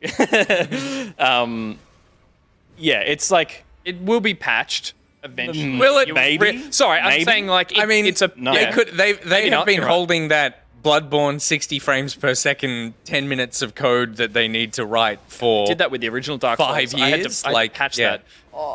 that. They have their technical things. They're like, well, no, we're too busy making the next thing. Then. Yeah. We don't look back. There was So- a patch today, but Yeah, and often you will find that the community will go and fix it. Part of the problem with the community going and fixing it, because it is often simple fixes, is that it ruins the online connectivity. And the online in this game is like a really big part of it. Though, that When said, you say it ruins it, do you mean like you the... can't connect. connect. You can't Because connect. you're putting in playing something that's altered not- code. Yeah, Yeah. okay. So You get, like, it's not that battle they're eyes doing or- it and inherently ruining it. It's that if you participate in the fix, then Yeah. you are locking yourself out of it. Yeah, absolutely. Got it. Though, that being said, I've not been invaded once by a human. I've You been need invaded to- heaps by People a are too scared of you, You need to Peter. look through all the Yeah. the items that you need to either like. You need to use open yourself up to be invaded? Yeah, Yeah. yeah. Oh, that sucks. That sounds... But no, it makes sense. I think because they knew that this could be opening up to a wider audience, and the last thing people who haven't played from game before is like having other things come. Yeah. That said, I do find it hilarious that a big part of Souls games has been like the white soap stone or whatever they call it here, which is you write the little messages, you then have to piece those messages together through predetermined words and phrasings. So everyone finds the funny ones, large chest ahead, try fingers butthole, all those ones now, which are My hilarious. fingers Yeah. butthole. But what's That's great, funny after 40 hours, but yeah. Totally. What's amazing 80th is time that, it's- like, in an original Souls game, which is far more linear and far smaller in scale, there'd occasionally just be them peppered in some weird spots that sometimes the game from are amazing at this, making you go, that's not a path that I should be going down. And then Yeah. there's an item there, and you're like, that felt like I was breaking the game to get there. Yeah. And often there'd be a little white soapstone. Someone's like, here. They're saying Yeah. here, and you're like, I did oh. it. But because this is an open world, there's shit yeah. everywhere. Up and on little ledges. Everyone is just Yeah. has to put their marker on a spot by sometimes going into a boss room. There's nothing in there, but they realize if they can do some funny jump, they can get on a piece of weird geometry in the world and go "Ba-ding," and put a little thing. And so everywhere kind of feels graffiti Yeah, in a way yeah. that you're like, It, what's going you on? kind of wish that it would be like instanced a bit like Death Stranding or whatever, where you would kind of get a limited peppering of other people's input. Yeah, so and the idea being is didn't if you ruin vote, the they line do of get they get landscape. voted out. Like the high, it's only the ones that get a lot of praise stay. and if you And put one down and they someone don't get praises it, you definitely don't get everyone's post. 'cause Yeah. otherwise Yeah, it'd be okay. a bill. Do you have to be able to go up to that thing to be able to vote Yes. for it? yes. Yeah, yeah. So And when you somebody's vote had to for it- scale that stupid thing to be able to get to the point. So that's why people, Yeah. gamers are like, yes, we And then love you're that like, there's oh, I one see there. that. And then Okay, you're like, yeah, I'll okay. climb to it. And then Classic occasionally games. I'll turn a corner and they'll be like, no ahead, only trap, watch out, prize ahead. I wouldn't. And you're just like reading it as you go forward. You're like, I don't know what is good. And there's nothing there, but you just go through this like turmoil on your way there, being Yeah. like, what's happening? But yeah, it's a great game. It's just a frustrating the concept PC port. you have to sucks. open yourself up to be invaded. It sounds either really romantic or really sexy. I can't Well, those things often go hand in hand. Futon83 in the chat said, Nerd alert, consoles are known hardware, so shaders are pre-cached and resolved. PC builds their shaders on the fly because it doesn't know your shader needs for your given hardware. It's supposed to do it just once, but it has so many, it never just finishes until you have done one playthrough.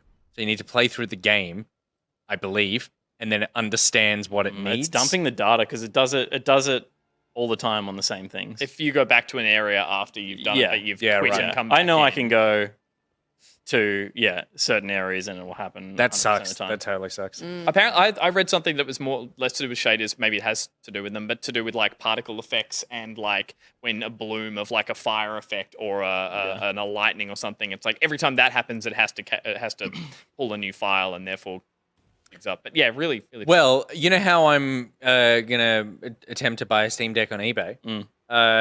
Futon says that.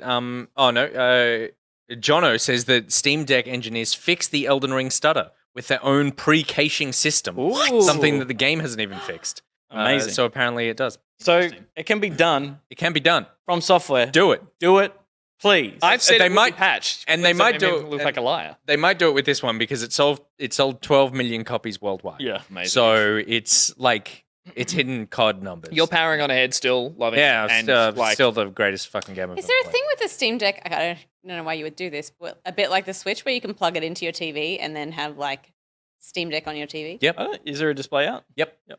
You can plug it into a monitor and use it as an actual computer. Like a genuine, run Windows and just use it as your computer. Does that mean it has outputs for a mouse and a keyboard? I think it has one USB-C Bluetooth? port that then you plug. Yeah, it has Bluetooth, I think. But you can also plug an adapter in and then just like boom, boom, boom. Like, So funny. yeah, I saw a review of like here's how it works as a day-to-day computer. Amazing. Yeah. Surprisingly good. Yeah, nice. Yeah. Good. Oh, all right. We'll keep talking about it on Rim for the next year. Pete, did you play anything else? Yes, I did. I played a game called Iron Lung, which is a less than an hour horror experience, let's call it, on Steam, $7 or something. You are in an iron lung on a spaceship that is a sea of blood. Oh, sorry, you're on a planet that is a sea of blood. Mm-hmm. You've been sent in an iron lung, this Yep. submarine. You're a prisoner, put in a submarine, sent to this planet Oh. to explore it because My understanding of an humanity's lost- iron lung is what people with polio use to breathe. yeah, Well, Yeah, there's- that is an iron lung. yeah, What This this is a is video a game. fake thing. this is a video. So you're right. That's an iron lung. They don't have to abide by that in this game. They've made a different thing and called it. They're going against the laws of man and nature. Got it. This game has three things to interact with, 5 buttons. You have your angle. You can rotate your angle, and you can move forwards, and you can move backwards, and you can take a picture. Interesting. So you can't actually see the outside world. There's no windows. Oh, You wow. Never see Famously. outside. And so you're You just never see outside. Never see outside. Wait, isn't that except what in the picture is? pictures. Yeah, right. So, but it's like a super grainy, greens, like night vision photo of what's outside. And you have a map that has anomalies marked on it. And you need to go to those points of interest for the corporation and discover what's at them. Corporation. It is like a really oral experience. You're in this little tub and you hear outside That's terrifying. something's happening. No go. That's just blood sloshing up against the ship. Could be water. Just say it's That's water. all it It's is. water. From the blood sea. Just water. It's the not blood blood. And then you sea. take a photo and you're like, that looks like it could be something like a creature. And then you hear, and you're like, I didn't hit anything. Something hit me. I love the idea that if this happened in real, Pete's inner monologue or outer monologue in there is adorable. Something hit me. It's like the creature on the outside's like, what the hell is in there? And so you're navigating, and you've got a little radar. That's what the right. the little like triangle is there. It's like your nav point. I guess it's a blood sonar. Everything's blood something. And when you're nearing an object, you get a blip on your radar that you're close to an object there, which is typically like a wall. And if you run into it, you crash and you have to reset. So without spoiling anything, this is the entire game. It takes less than an hour to play through as you navigate this map and you know where you're trying to get to.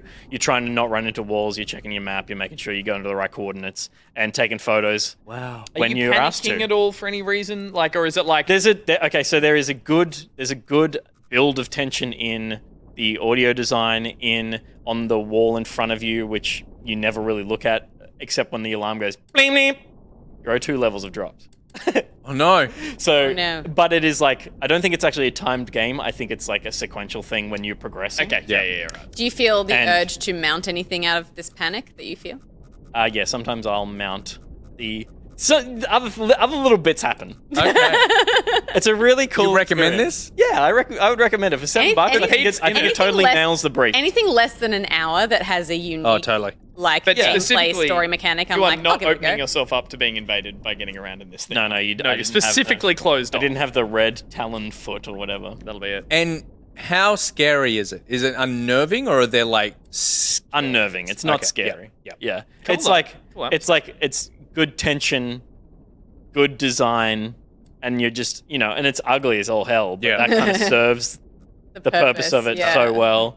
this. You just Love feel uncomfortable in this shitty rusty bucket. Reese just bought it. Yeah, awesome. Yeah, it's great. And the twist at the end when you open it up and it's just you're in a pool with a bunch of people fucking with you, just like banging on it with hammers. Going, You thought we were in a blood pool. we told them it was the blood planet. We're actually just in the Different Poconos. Good. Great. Finger legs. Iron Lung. $7? Yeah, I think $7 it's for on an hour? sale That for sounds $7. good. It's probably 10 I like it. generally, yeah. Cool. Nice. I'm going to round us out. I played 2 games this week that weren't Elden Ring. The first one came out today. The game is Tunic. Hey. This is a game that has been not only in development, but I think Is in the this public eye since like 2015. Small Fox, Big Adventure? Working title. It is that. Tagline on the box. It's basically made by a one-man team. I listened to an interview on Waypoint with the developer. It sounds like he did most of it and then got people in for like porting and the things where he's like, I haven't got no idea. But it's basically Zelda with a fox. You wander around and you fight some enemies. You discover lots of hidden pathways. You unravel the mystery of why what I think is your mum is trapped in some sort of space crystal. And that is the setup to this. It is beautiful, I think. I think it's a really gorgeous looking game. Nice color palette. Yeah, the fox is very cute, and the lighting is really wonderful, I think, in this game. It has... it's got this... So, I like it. I do like it. There are some things that I really like about it. One of those things is it really doesn't hold your hand. It's not necessarily difficult in terms of like what you need to figure out to do, but you start the game and it just goes, Go for it. go walking. Yeah. Like it doesn't tell you what any of the controls do. You sort of figure that out by just mashing. Do you have an objective? No. Okay. And if you did have an objective, you wouldn't know what it is because the entire game, there are prompts that come up. Like you walk up to a chest or you walk up to a sign. One of the first things you see is a sign, and you click A to read the sign, and it comes up, and it's just gibberish. It's a fake language, but below that, there you go. It says okay or no, and you go okay, and then it's like cool. That is all of the game. There's nothing you understand in this, and I don't think you'll ever understand it. It's not like you'll suddenly realize how to do this. Do you reckon that was a choice that was made before or after? Were they writing signs and putting them in English, and then somebody was just like, "What if?" Yeah, Well, it's a one-man developer, so he just sat there one day and went, "What if?" Because I think the interesting thing about it is that it really is this commitment to going, we're not going to tell you what to do. You just need to figure this out. Or what if you were in a foreign have you land looked and at you the didn't manual? speak the language? Yes. It's What you beautiful. do pick up is these manuals, and it's like an old school video game manual. Right. And there are pages scattered all over through the world that you pick up, and that have all been tells in you one what place. to do. Some of the things are in English, and then a lot of it is in gibberish, and lots of it as pictures. And I think that's really cool. This thing of like discover how to play this game, discover what you're supposed to do in this world. I'm really into that. It's lots of the paths are very hidden as well. There is I played for a couple of hours, and there are the first 10 minutes of the game. I was like, where am I supposed to go now? And I was like, that's brave to put that question 10 minutes into your game. Yeah. But you kind of need to explore every little corner and pathway, and you go there, and it's not like, hey, you did it. It's basically like, yeah, this is exactly where you're supposed to go. Like, keep going. Rejects traditional reward structure. It Very bold. No, it really does. When you die, you drop everything that you're carrying with you, and you need to go, find your ghost to get it back. There are sort of these shrine things that are your save points. Would this fall into roguelite category? No, or no, not at all. Okay. No. It's like Zelda with a Dash of cells. Yeah, I hate to say it, but yes, it is you drop your things and you need to go retrieve them. There are bonfires that you light that you can respawn to and travel between, I think, at some point. Gotcha. And then there are big bosses. The bosses are a huge difficulty spike. My problem with the game is that the combat is very loose and not particularly interesting right now, a couple of hours in. Yeah, okay. It's swinging your stick at the beginning. But it doesn't have The light. I think my problem with it is a distance of engaging is very difficult to judge. Yeah. And when you do engage with someone, when you hit them, oftentimes they'll knock back a little bit. And so it's like, okay, now I need to walk forward a little bit to keep attacking you. Not, I've knocked you right back and I'm waiting Or for not, you to you haven't engage. moved Yeah. at all, and I can keep waiting. Yeah. Because do you have stamina? Like if you do a strike and you miss, then you're like, oh, now I'm gonna. So you want to Yes. make sure that connects. Yeah, and then when your stamina is really low, you take more damage as well. Yeah. So the combat is not particularly great. It's not really bad, but it's kind of like, oh, when this is your primary mechanic, beyond discovery, it's kind of a bit, it's just looser than what I want it to be. It's going for something complex, but maybe just feeling us tad off from maybe things Well, like no, I think that it's not going for something complex is its problem. It's not going for something where it's like timing based and you can pick up different abilities and weapons and stuff, but it never really feels like that coalesces into, all right, you're really going to have to learn how to do this fight. It Yeah. kind of feels like just keep waving your shit around until you kill everything, until you hit a boss, and then you're really going to have to learn your shit. But other than that, like even with that, I think that the world is so beautiful to wander around and it's really cool. I love the discovery of like working out these little puzzle worlds. A hint until you find this thing you might not know, but you'll roll with. I'm playing with the controller B. Once you roll, just hold that, and that will be run because this fox walks slow as hell, and so you need to be running around this game to be able to get through everything. Did you develop a strategy for like how when you came across a dialogue box or a sign or whatever, and it was like yes or no? Did you come up with some sort of strategy for like how you would answer those, or a pattern, or anything, or were you just like go with your gut, random every It was time? always okay because I figured there would be nothing in here that you didn't want me to do and hid behind a fake language. Like if I'm supposed so to you do just something, accepted everything. yeah, because there's no sort of like, it's almost a cute gimmick, right? yeah, exactly. Okay, Yeah, right. It's yeah. not going to like hit you with a debuff or something. I'd love you to say No, something. no, it doesn't feel like that. I'd love you to say something more positive before I finish, or like when I finish saying what I'm about to say, which is that this feels like a game I should just be drawn to, but I would argue it just doesn't intrinsically have anything particularly original about it. Like, I've seen this art Did you hear style. the part about the I've- fact that the signs are in a language you don't Hear understand? that bit? I've played cryptic games. I find I've like, played Japanese games. I've played German games. but it's like I love everything this is going for, but it's like nothing about it really pulls me towards it in a way that goes, I haven't seen that done in a few other games or combinations of it. The way you describe the gameplay as being elements of those other games, the character being a fox just feels like it's kind of because it's Oh, who be a who fox. gives a It's shit that like it's a fox, there's yeah. a bit of that. It's like a little hack and slash isometric Who Zelda. gives a shit that it's a fox will be on the box? Yeah. I mean, like, Death's Yeah. Door But is... Death's Door had like this really unique setting, and I'd never played as a bird until Ragnarok, and it's just like it felt like it was trying a little harder to be original. Whereas I feel like this is resting on the laurels of other games, if that makes sense. Do you feel like if you'd played a bird in this, you would have been more drawn to it? Yeah, like a maybe. goose. Maybe. Yeah, no, I think that is very fair.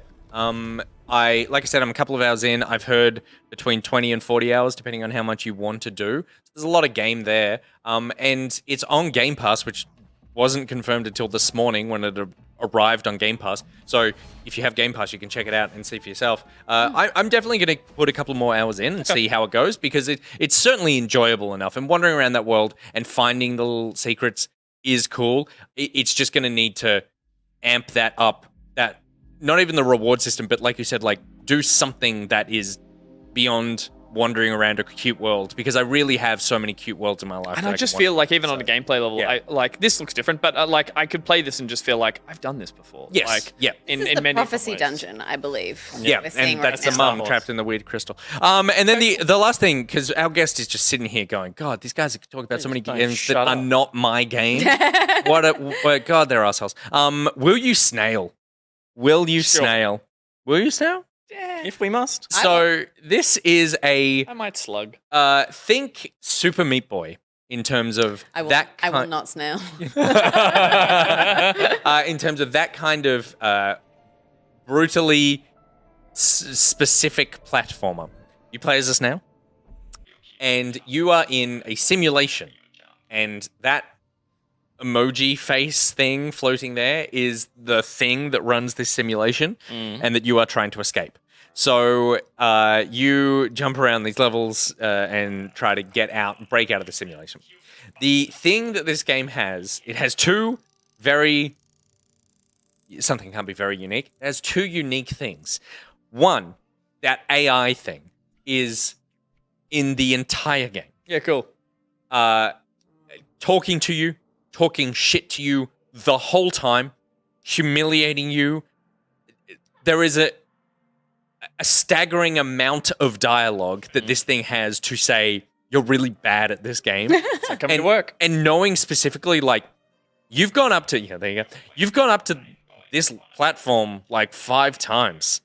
Get the hint. And it's like, I did go up there. How did you know? So just having its face there versus it being a VO, it's like it's talking at you. It's like looking in your screen. So it's sort of That's great. taunting you the whole Yeah, time. wow. The second thing that this does is that the AI is like, because this is a simulation, I know, like, I can manipulate this entire environment. So what I'm going to do is you're so boringly predictable at how you play this game, I can predict what you're going to do in this level. So I am going to I'm going to put these spikes that come up out of the ground where I think you're going to land to kill you. So you need to play against your instincts of getting through this level as fast as you can. But if it knows that you know that it's trying to mess you up, then are you going to not play against your instincts because it thinks that you're going to do that? Psychological warfare. It is psychological warfare. You can't stand still in the game because a spike will just appear below you. So it's not like a timed thing, but you need to keep moving. You can't really stop moving. And so it will put things in different locations each run, popping up randomly. Because it thinks it knows that's where you're going to land like a second Is ahead. the game actually responding to your player input? My understanding is yes, it is. That is what they are selling this Because it game. was so easily be able to just give the Randomize illusion it, of that. You know what I mean? Oh, totally. And you'd yes. be like, I've outsmarted the game. And it's like, actually, you just did the same thing that a million other people did to subvert this particular moment. It totally could be that, but they are selling the game on that, and from what I can tell, it is. So it's super cool. I really love the story of the thing, and the taunting and the plot that's going on is wild. There is some wild shit in this game later on that is like, I've seen some walkthrough stuff where it's just like, this is intense. The two problems I have with this game are the two unique things about this game. One, that face. I think it's in the way super of the cool jump. that it gets in the way. I can and tell just by watching this footage. It hovers over, a lot of the time it hovers over where you are. And it's like, I don't need a moving thing in a brutally difficult platformer to be floating in front of the place that I'm knows supposed that, to right? land. Yeah. It knows that, but it's like, It's trying that's still, much. that's Trying to mess you up. frustrating Yeah, to do. okay.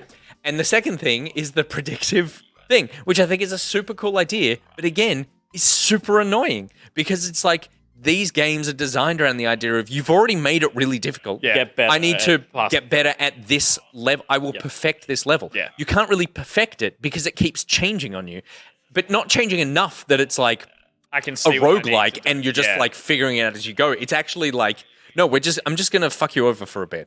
And that's how the game feels. I'm just going to fuck you over for a bit. But it's doing really cool stuff. It's super fun.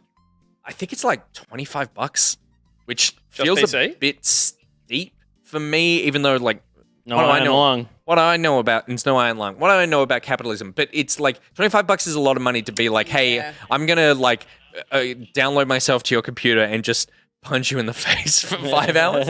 I would but yeah. I would have predicted a 15 to 18. That's where I price would feel point more for this. comfortable, like recommending that. Definitely, like $15 is what I was expecting. But yeah. Anyway, if you're into these kinds of brutally hard games, there is definitely something here for you. But be aware that it is even harder than all those brutal. It's even harder than like M++++++ and all that sort of stuff. Silent Cloud mentioning Give Up. Switch? Is it on Switch? I don't think it is. I think it's just on PC. Give Up, that game where it was like it's that cute little platformer that every time you did something right, it would just like the roof would drop on you, and then you'd get past that and jump onto the next platform, and the roof would go up and hit you, and you're like, oh Yeah. come on! And it's Which- like that level of fucking with you. Totally, but I like with something like that. It's like that's the whole point still- of this. yeah. Which Yes. this is designed. It wants you to get through the game, and there's a story that is really interesting and funny that it wants you to see, and you don't. So yeah. Anyway, that is where you And stay. you love being you masochist love. I do, I like really a do, computer. yeah, Your yeah. Undertales. Your encryption or whatever. Inscription. Like, Yeah. No, if being a like, video game is like, hey, I'm smarter than you. You're like, fuck you. I need to beat you. and this game does it. It literally, when it came up and it was like, go to your root directory and check this file. I'm like, I'm in with this game. Thank you very much. So those are all the games that we've been playing this week. My goodness, Assassin's Creed Ragnarok, F1, Martha is Dead, Shredders, Submerged, Hidden Depths.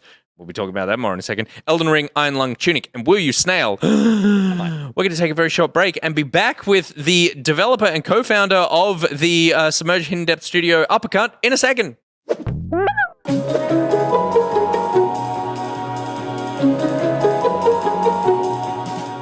Hey everyone. Some of you may know me as Liam. Most of you probably know me as Avexia, and I'd say everybody knows me as that guy that doesn't shut the fuck up about Destiny. But since you mentioned Destiny, let me tell you about something so revolutionary that it will change the way you play Destiny forever. Have you heard of the Destiny 2 Companion app? The Destiny 2 Companion app is the perfect way to grab bounties without needing to go back to the tower, talk to your clan, or see what's happening in the game each and every week. You can download the Destiny 2 Companion app for free right now on all good app stores. You should download it right now. Now. Go and download it. Right now.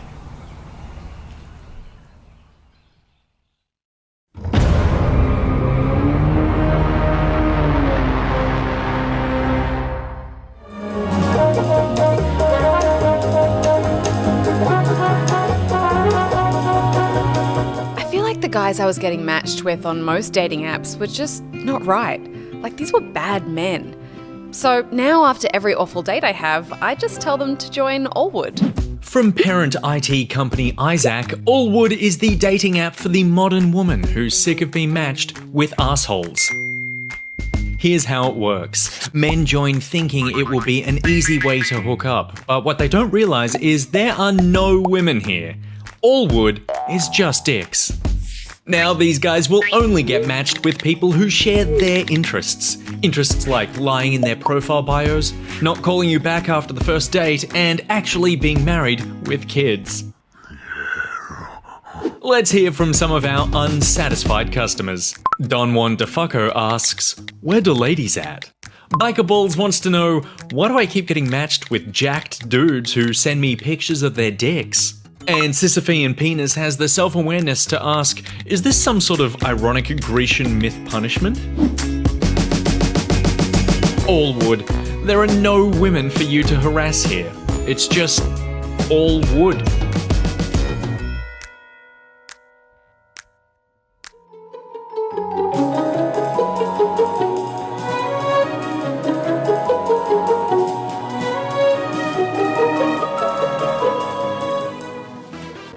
Find yourself getting embarrassed in cold weather? Do you have difficulty finding shirts that fit? Are you leaking milk out of 1/3 of your nipples? If so, you might have a third nipple and could be in line for a huge compensation payout from God. Hi, we're the team from Akarash, and Buzzard, and we don't stop until we get you a big payout from the big guy. But don't take our word for it. We lie for a living. Here's the word of one of our very satisfied customers. Yeah, when I found out I had a third nipple, I was like, cool. But then the team from Akarash, and Buzzard told me I could get an almighty payout from the Almighty. That'll work, won't it? They'll buy that. Akarash, and Buzzard. The only lawyers you should put your faith in to sue God. Because we didn't make you like this, he did. Or she. Nah, it's a bloke.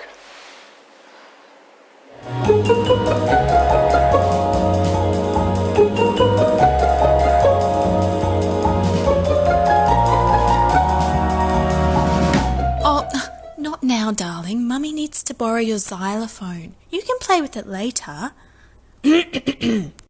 This is as creative as I get.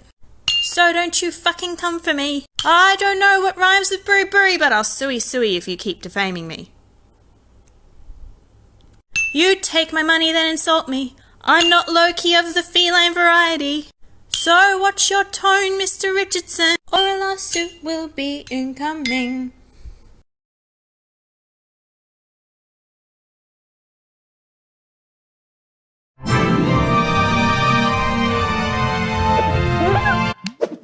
Very good. Very good. Love it. Bravo, Love it. How does she justifies taking her child's xylophone? Let's borrow this for a second.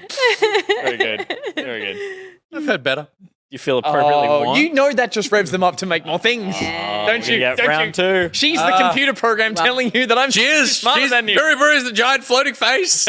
Baiting her, Richardson. Baiting her. Thank you very much to Avexia, Allwood, and Buzzard for the commercials given during that. I'm just kidding. Thank you, BuriBuri. That was awesome. Thank you so much. But, really push yourself next time. Speaking of pushing ourselves, what could be harder than making a video game? Few things in life. Okay, way to really just throw our next guest under the bus. Or few No, things? no, I said few things. Oh, I thought you said a few things. I was confirming your point. Okay, good. Backing you up. Yeah. Like a good co-host. Can you give me one of the things that you reckon? That is harder than making a game. Yeah, and then we'll keep him on hold. No, and then we'll confirm with him we'll in the confirm. interview. Yeah. Brain surgery. Okay, cool. So our next guest is no brain surgeon. It's the co-founder and director of Uppercut Games, Ed Orman. Hey, mate, how are you? You might be muted, Ed. It's a typical... Oh, no. And now we say no. No! Look, definitely not a brain surgeon if you can't find that one button. No, that's fine. But I'll tell you, look, we'll just fill. How about you start talking and I'll just say what I think you're saying. I'm going to stay in the shot too. Hi, BuriBuri really should have pushed herself with that last commercial. It felt... No, Ed, he's just stopped talking. Making video games is easy, you know what? Well, okay, while we're waiting, we'll confirm a second job. What do you reckon? A second thing that's harder than making a video game? Something less cliche. I would say... Organizing a family Christmas. Ooh, I like that. Oh, Ed's got one. That's a very Gus response. I like that. Oh, he's got one? He's Wait, saying, what? Giving What is birth. he doing? Giving birth. Giving birth? Giving birth. Yeah, okay, Oh my good. gosh. Yeah. Oh, we're on the right. same. We're on the same charades team. There we go. Ed, There we go. for sure, for sure. I got that instantly. A botched interview turned into charade. Well, that's good because I thought he was saying having a huge lunch and then doing a big poo, and I'm glad that it was the first because Close enough. Yeah, that sometimes can be really tough. Well, Ed, thank you very much for joining us. While Pete's over there sort of figuring out what's going on. Maybe you could mime with this. The game was originally going to be a Stadia exclusive. Can you talk about how that relationship started? And then when did you realize Stadia would be pivoting away from their exclusive game service? First word. Sounds like. Oh my God. I'm gonna go back to studio and Ed, if you check your vMix call page, there's a little chat icon at the bottom there. If you open that, you should be able to see chat, and I can just send you some directions over that, and I'll be able to see you nodding. Pete's going to sit Good. back here.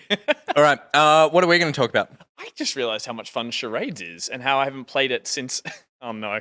Okay. What? So, This is going to be a story about a boathouse or a ski lodge. ski lodge. Yeah. The last time I played charades was when I was in a ski chalet. And it was so in my mind, I used to always play it when we'd go skiing as a family. So part of my mind is well, charades is only for when you're on a ski trip. Yeah, it's what am I?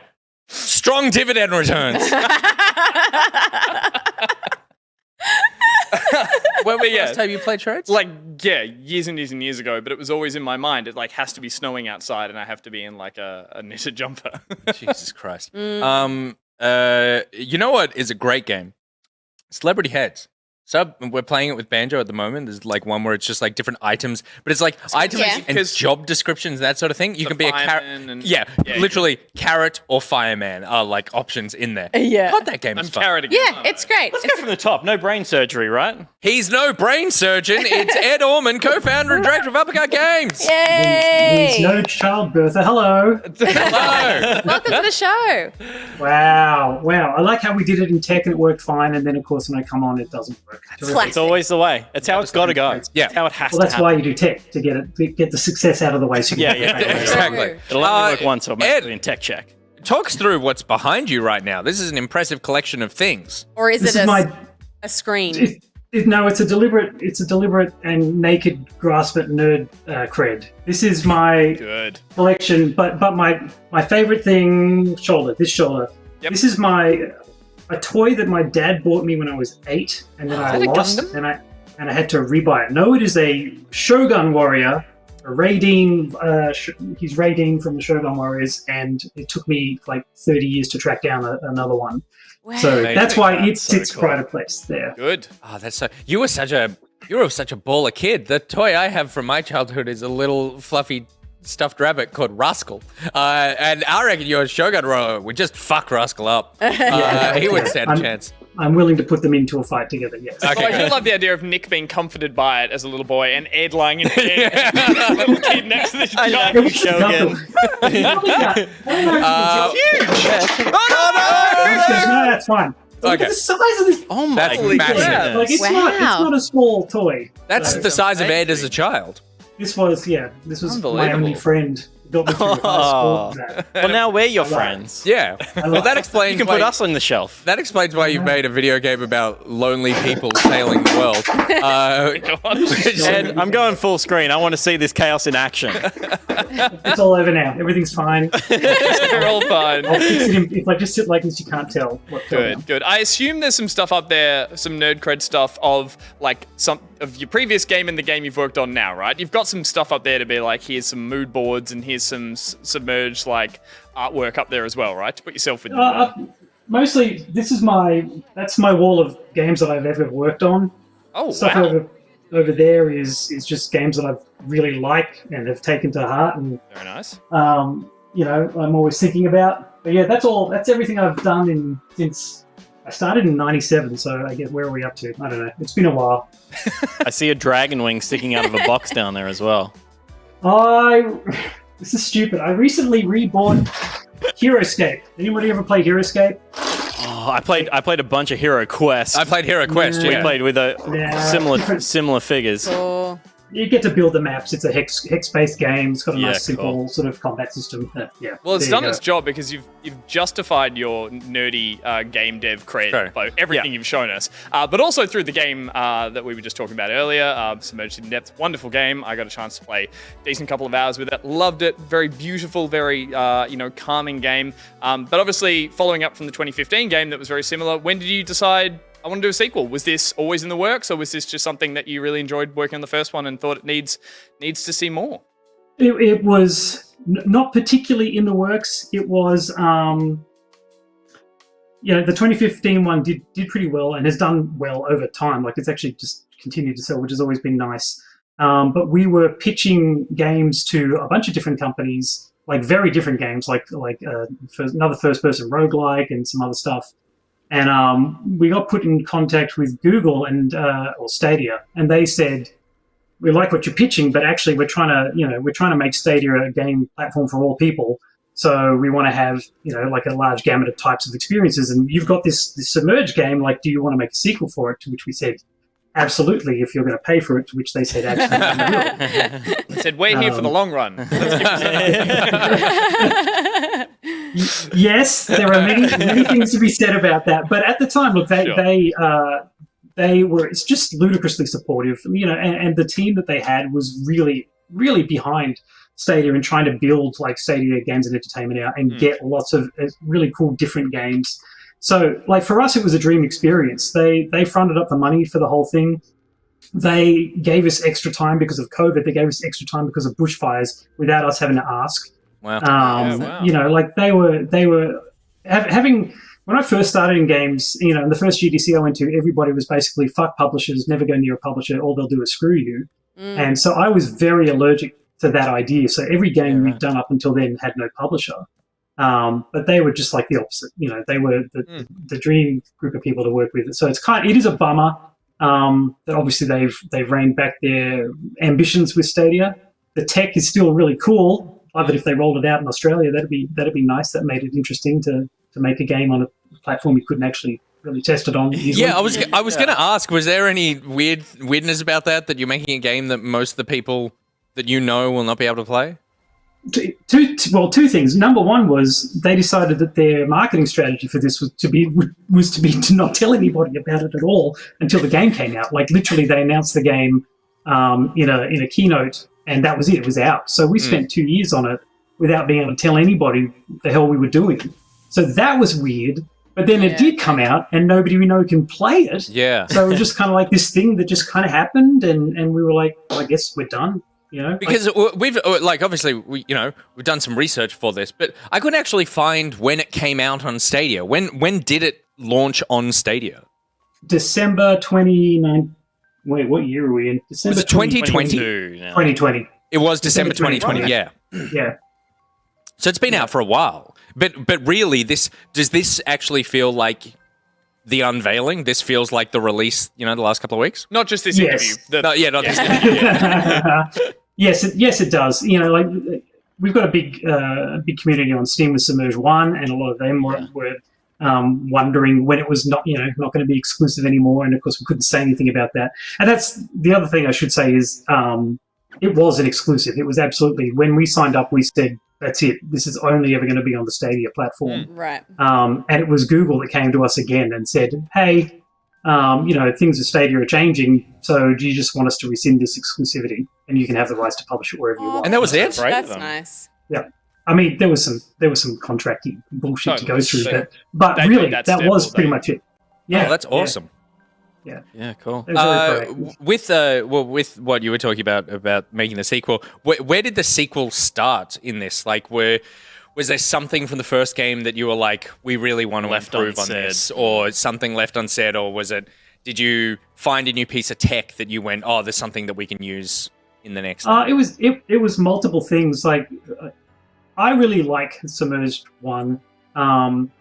It struggled to find the audience because it looked like something it wasn't. We spent a lot of time dealing with people who thought it was Uncharted or something like that, and that's just not what it was. But so having had a go at that, and we made Submerged with 7 people, I think, and I just knew we could do better. Like, I like the concept, I like the world that we'd made, and I like the style of game that we created. And what one thing that a lot of people said was they just wanted more.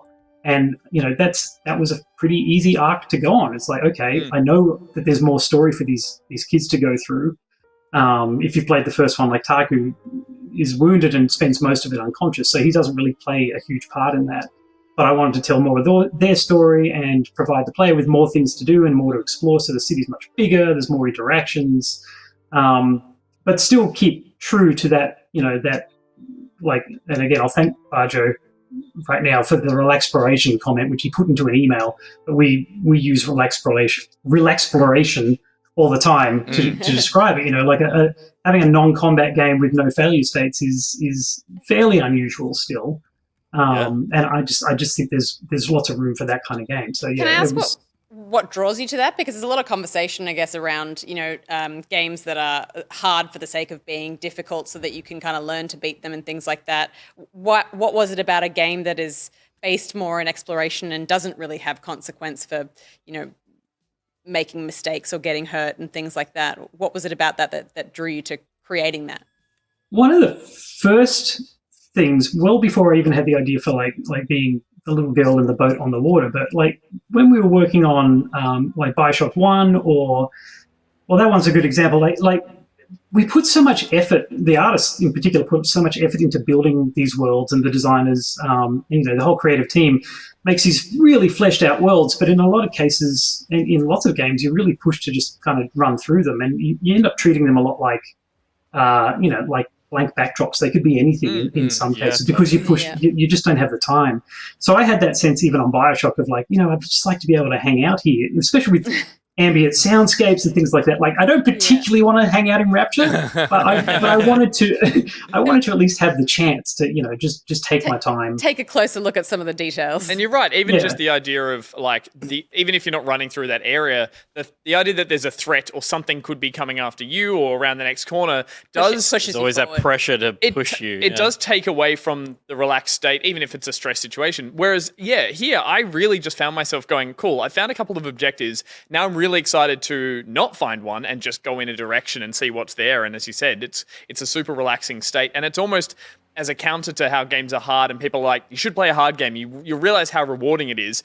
You should play a relaxing game. You forget how rewarding it is to play something that you just go, I was not stressed through any of that. It was just, super calming. So I feel like you guys can lead the charge on that. Well, I like both. I like all kinds of games. Obviously, you've got to as a game developer, and we went through a period of roguelikes, and I played the hell out of those because we made City of Brass. And I don't mind punishing games if it feels fair. But I like palette cleansers, and I like being able to mix it up and play different things. So yeah, I think there's definitely a niche there for this kind of game. I'm sure we'll see other kinds, and there was plenty of games before us. Like we weren't the only people to. It's essentially a walking simulator, but it's a boating one.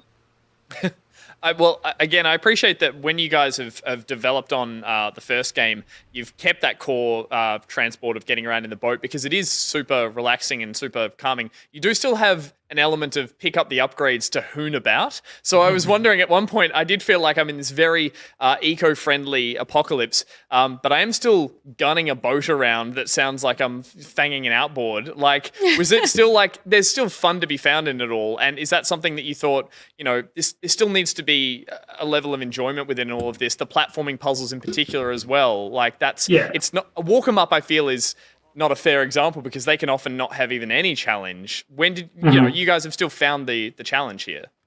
Yeah, well, again, even in Sub 1, given that you're going to spend so much time in the boat, we knew that we wanted to at least make it feel good to boat around in, and there's actually, it's not harder, it's more, I guess, engaging to boat around in submerged hidden depths just because the ocean has more variation in the waves, different areas, we tried to give them different wave characteristics and things like that.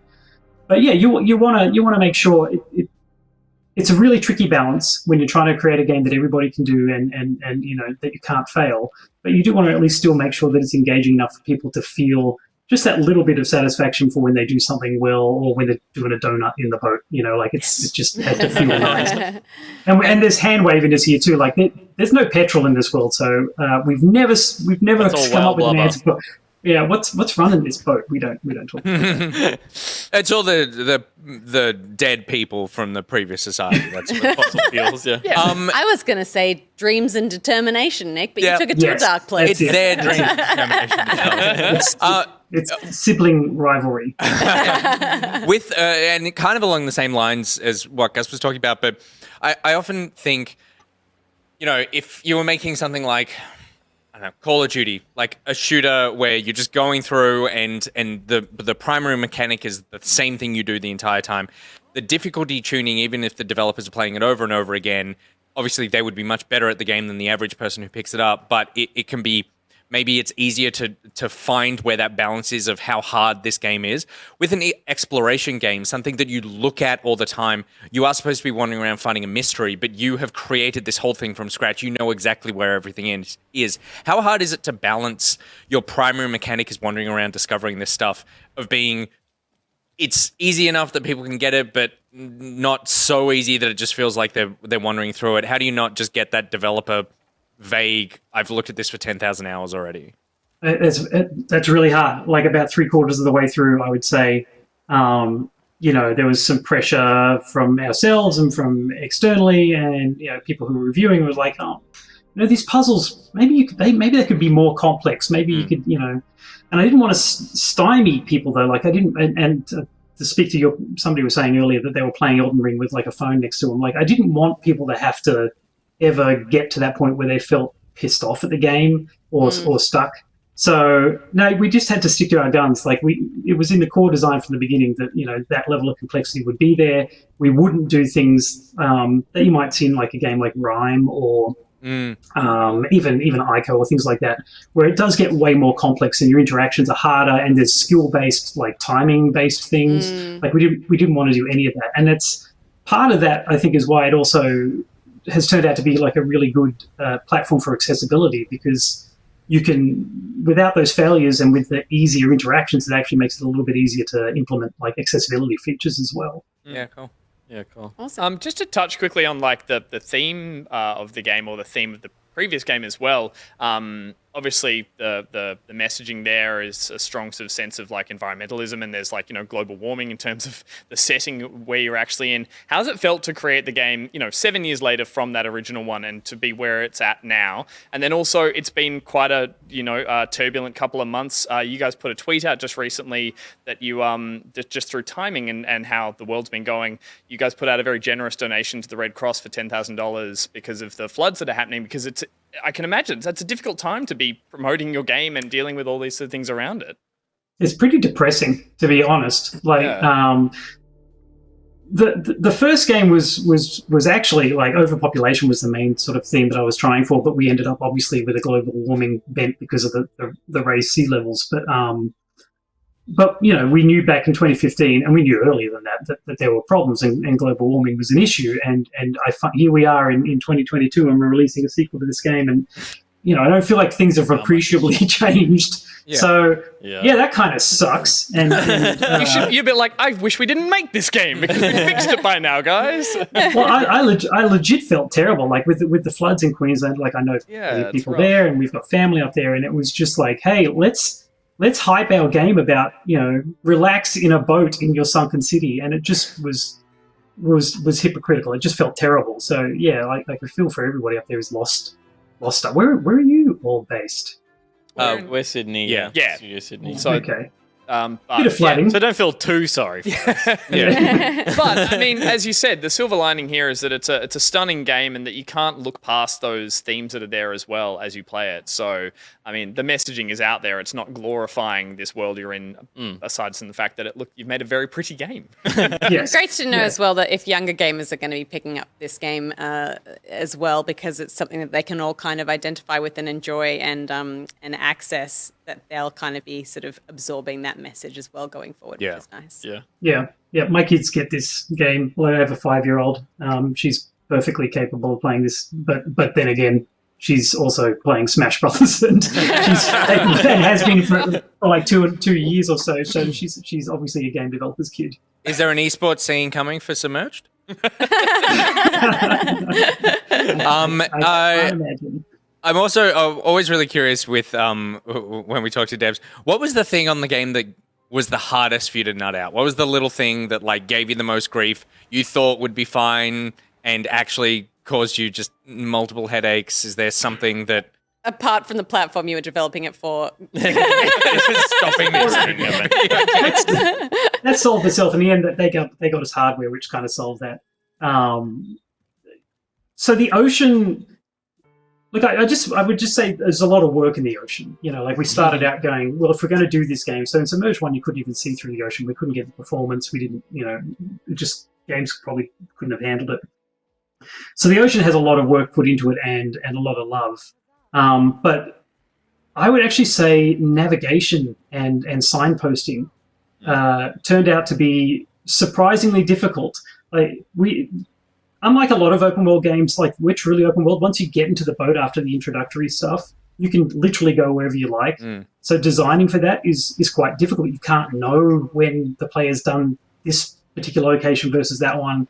Sure. So you have to create the cutscenes so they can be played. The cutscenes will always play in the same order, but it has to kind of still all thread together. But getting people to their destinations, even though, you know, we made these huge edifices that are sticking up out of the water, which we thought were the clear go-to points, you know, and then there's some sort of maze work around them. People still just got lost. And if you're like, it's the only thing not underwater. How are you not going there? So can we quote that Ed says gamers are idiots? Is that the quote here, or gamers are soft even in my super easy game? No, but we did. So we worked a lot on that. We made a lot of revisions, even over the last 6 months, to just make it easier to get from one place to another in this huge open world where we thought it was easy, but it's just not. Well, even Gus was saying before that he was enjoying the fact that he didn't arrive at a location to find that he didn't have the thing that he needed to complete that quest and stuff. So he obviously succeeded because... if I could do it. Any idiot can. I was on YouTube the whole time looking at Elden Ring too. This doesn't look like Elden Ring. I wanted to ask, obviously the ocean and the navigation were hard, but ultimately you've created something that is, a relaxing experience, and it's a culmination of the visuals, the audio design, the music, just the way the ocean presents itself as well. Is there one thing in particular that was like the aha moment while you're developing and you're like, we've got it? Like, now that this thing works, the game works? I'm thinking back more to Sub 1, but really for this game, and look, just real quick on the audio, I'll mention Jeff Van Dyke, who you've probably, if you don't know Jeff Van Dyke's name, he did the music for Submerged 1, he did the music and sound for Submerged Hidden Depths, audio for Unpacking, like he's done sound and music for bloody everything, but he is fantastic. And, on in the original game, when we got his first track playing with our ambient, environmental sounds, and I was boating around in between two, towering, collapsing buildings, that was my moment. I knew that was the cool thing. That was my Serenity moment that I knew we could use. Yeah, awesome. And so then what's next for you guys? Because you're in a bit of a strange situation where you made a game that technically came out a year and a half ago, and it's now getting a much more public release. And there obviously would have been work on putting it on other platforms and stuff, but you've kind of been quote unquote done with this for a while, with the exception of the porting. So what's next for you guys as a studio? Have you been working on something in between that? No, we're just doing nothing. Yeah, makes sense.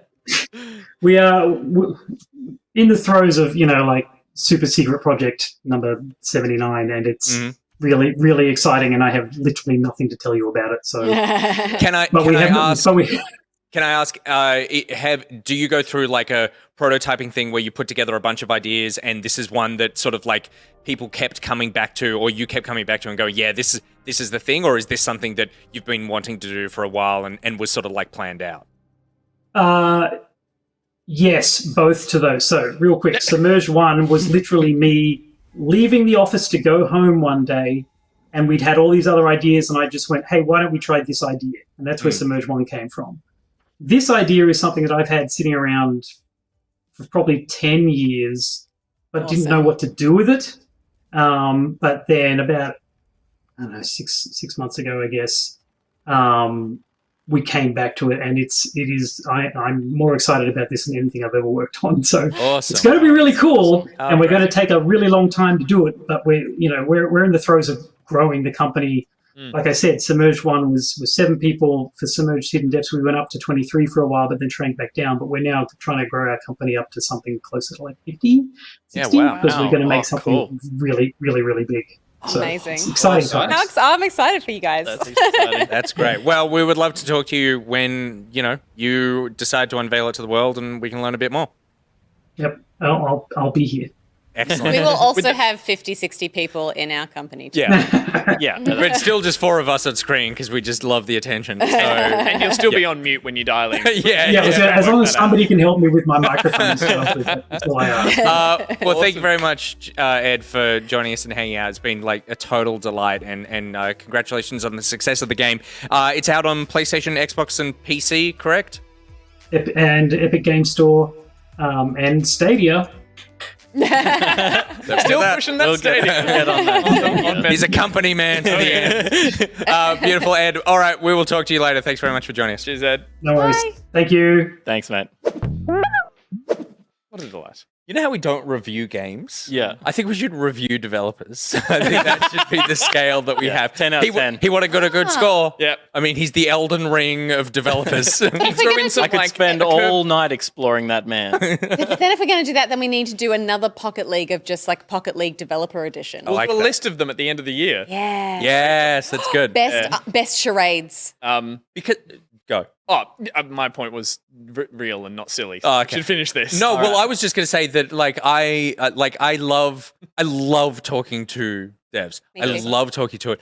we constantly find good ones. There has to be a dud at some point. And like, I'm sorry to whoever the next person is, because it's probably you. But Edward, If you're a dud dev and want to throw yourself under the bus for our sake, please contact with us. No, I was just going to say, he did mention that there's like, kind of, I wouldn't say a cult following, but there's like heaps of reviews on YouTube for Submerged 1, and there's actually heaps for 2 as well. And I was just like, I was surprised sometimes with those sort of slightly smaller games, you just don't see that level of just like internet love. And the way he said there's a bit of a following behind it, there totally is. And there's such a market for these games that people are like, hey, there's no challenge, but I just really enjoyed myself. Thank you for making a game for me. That was the tone of all these videos I was scrubbing through. I was like, it's really delightful. That's so awesome. yeah, good on him. Cool. Good on them. Beautiful. All right, we're going to take a very short ad break and we'll be back. Are we? Yes.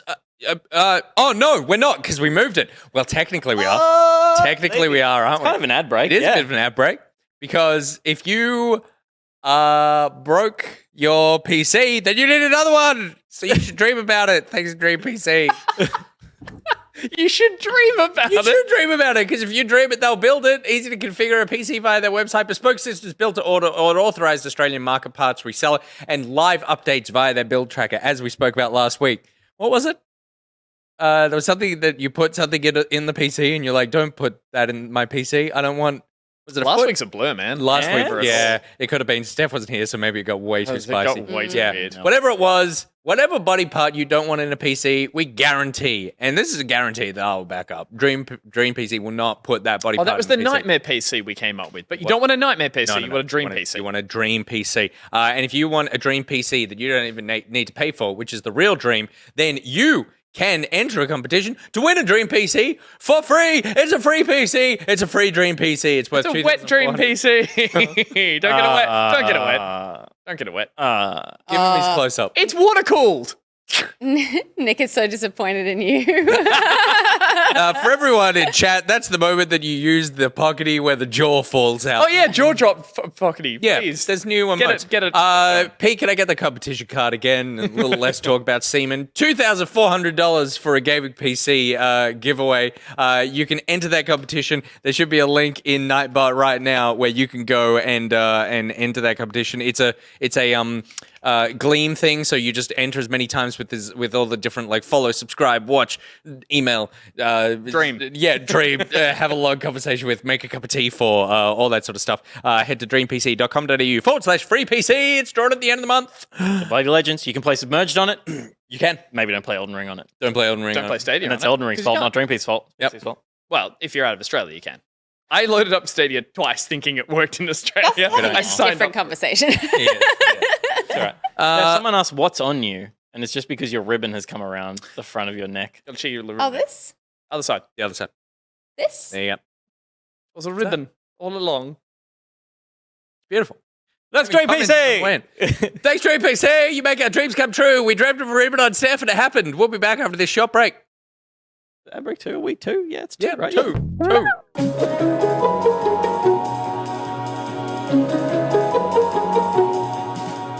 You need a Gus single that just has a default like slow zoom. Just some like really traumatizing music. No, it would be. As What's it the slowly meme zooms in on his face. Hello. The nose is the penis of the face is like, it's kind of a useless thing that hangs around. It's not quite true. But like the boobs are like, they are to be looked at sometimes, not to be looked at.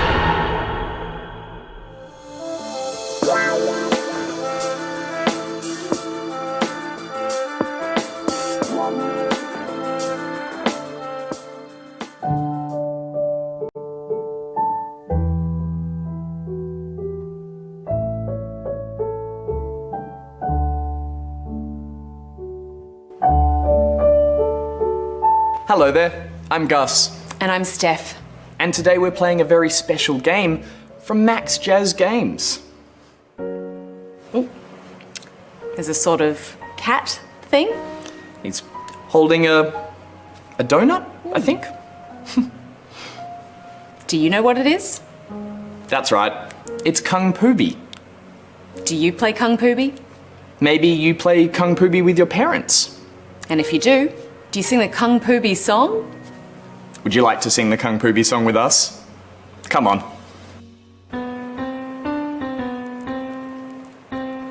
Kung Kung Kung Kung Pooby. Kung Kung Kung Pooby. Pooby here, Pooby there, Pooby everywhere. Do you know who else plays Kung Pooby? That's right, it's Pockety. I wonder which window the Pockety is in today. Let's have a look. Is it in the round window? Or the foot window? Or is it in the Angus shitting himself window? That's right, it's in the severed foot window.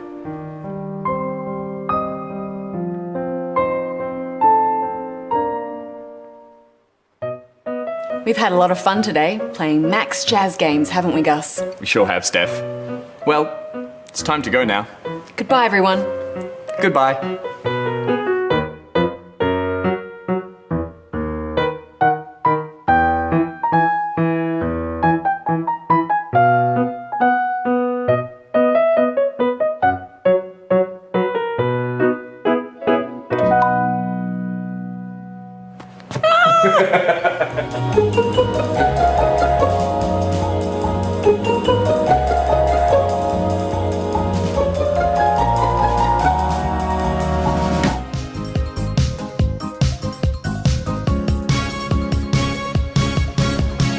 Trees bang, trees bang. Two trunks just rubbing up against each other. Tree cum, male and female trees. God, that's amazing. Bees are the semen of the tree because the pollen is the sperm. So every time I walk through the forest, I'm just wandering casually through an orgy.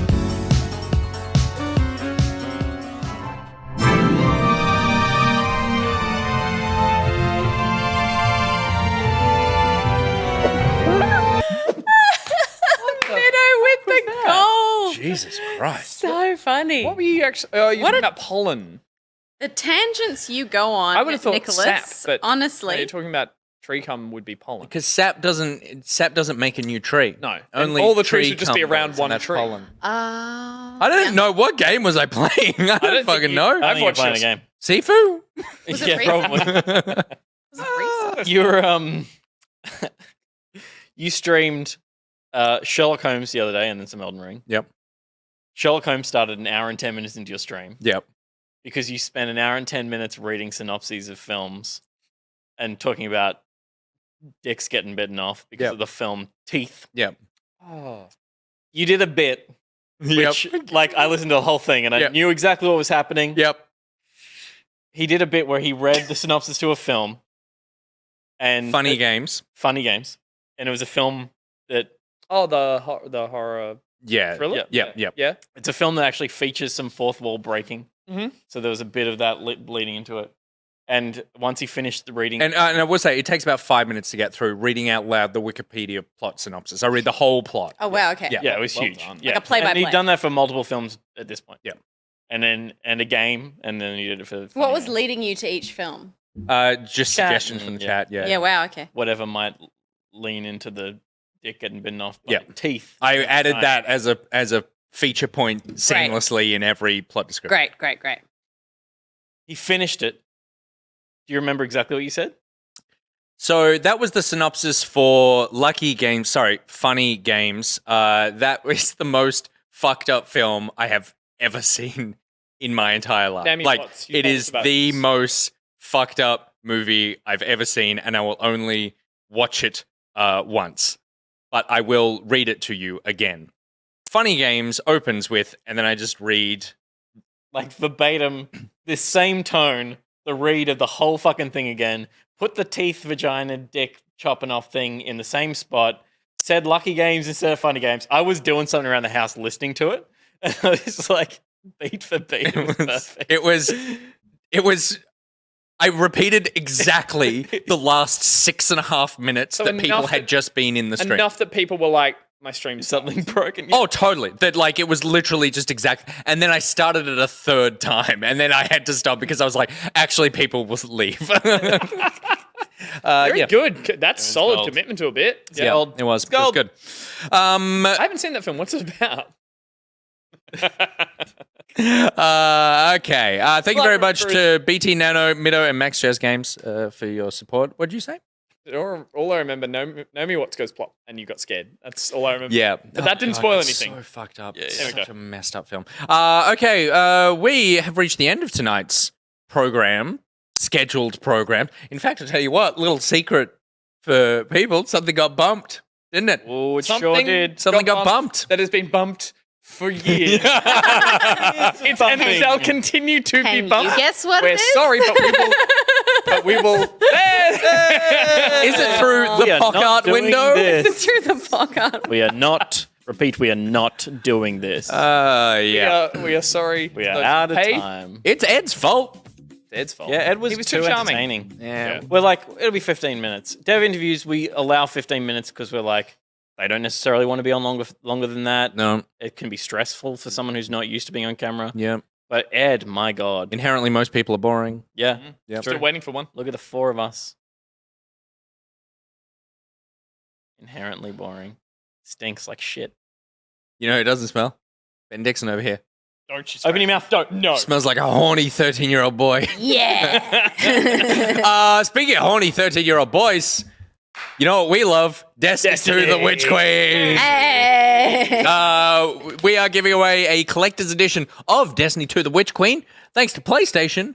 Goodness me, PlayStation, thank you so much for giving us this box. Pretend it's here. I didn't bring it in on the train with me. Now 'cause I was mime like, open that's it and ridiculous. we'll perfectly time the card. Oh, he reaches it. Whoa. Ooh, he go- oh! Oh, There is Close the some- box! Wait, next thing.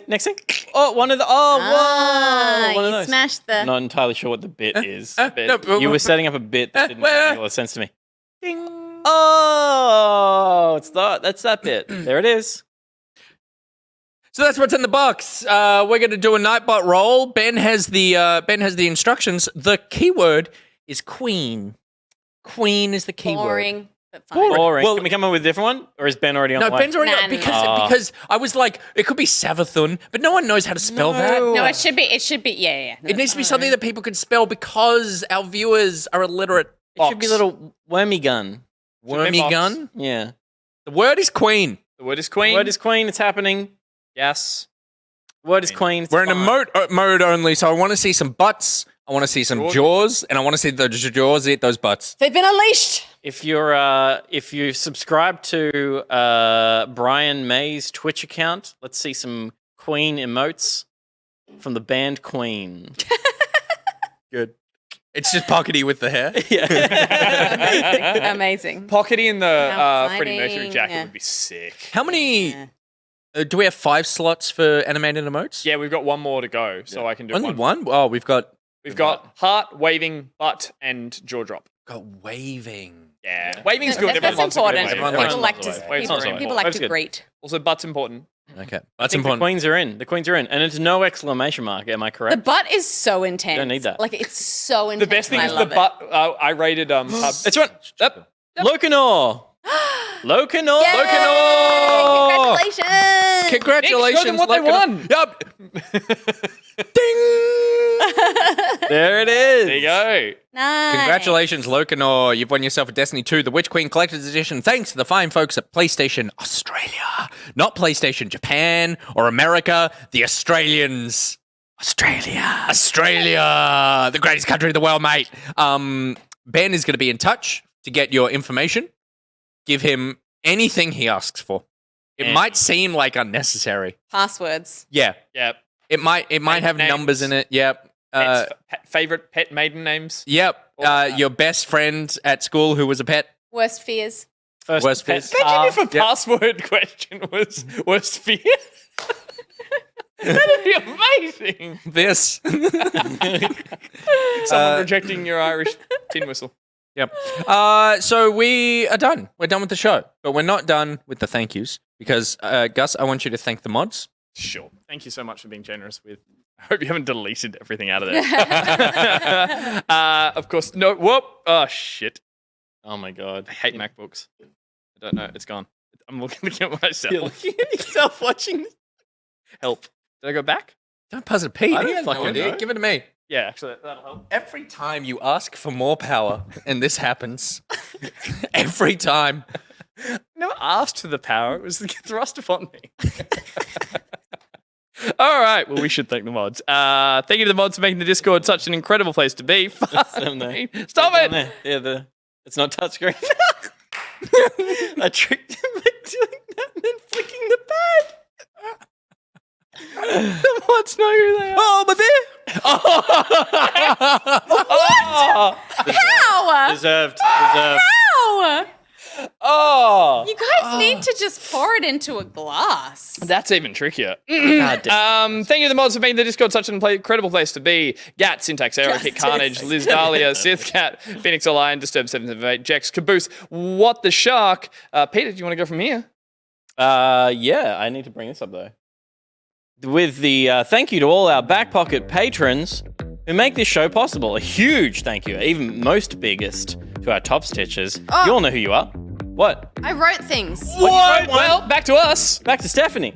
I wrote things. Go for it. I need to remind you that I am very tired. Go for it. Ahem. Don't bury emotions. Share them with someone you love, like BuriBuri. She's going that wrong order. They need to be in this order. Do you know we've done it in an order every week? No, I know.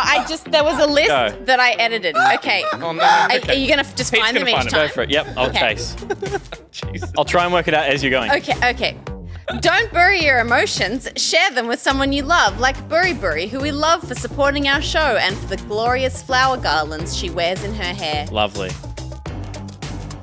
We are robots. That's an easy one. We are humans. But the line between humans and robots becomes increasingly blurred as we become more reliant on AI. Need better control of your AI? Buy a We Are Robots controller. Get left. Evil Spy Boy will soon become an evil spy man once he endures the evil spy rite of passage that all evil spies must undergo. And it involves a lot of sneaking around and spying on yourself introspectively because that's how you grow. Lovely. Sometimes, We go. when I feel the need to leave the mountains, I dream of a coastal city. And it's a magical place of cuties, empathy, and I'm sure it has something a bit naughty going on that we don't really know about. But it's more exciting for its mystery. Oh, that's so true. He's fucked up. Next. Feeling a bit boxy? Hey, I get it. Sometimes it's hard to get out of the cardboard wall that seeks to force us inward. But I'm here to tell you that it's time to bust down. Smash it. Recycle yourself. You can. Just ask Boxy. They reinvented themselves and now they're more triangular. Triangle. Next. Oranishi, the fucking first one.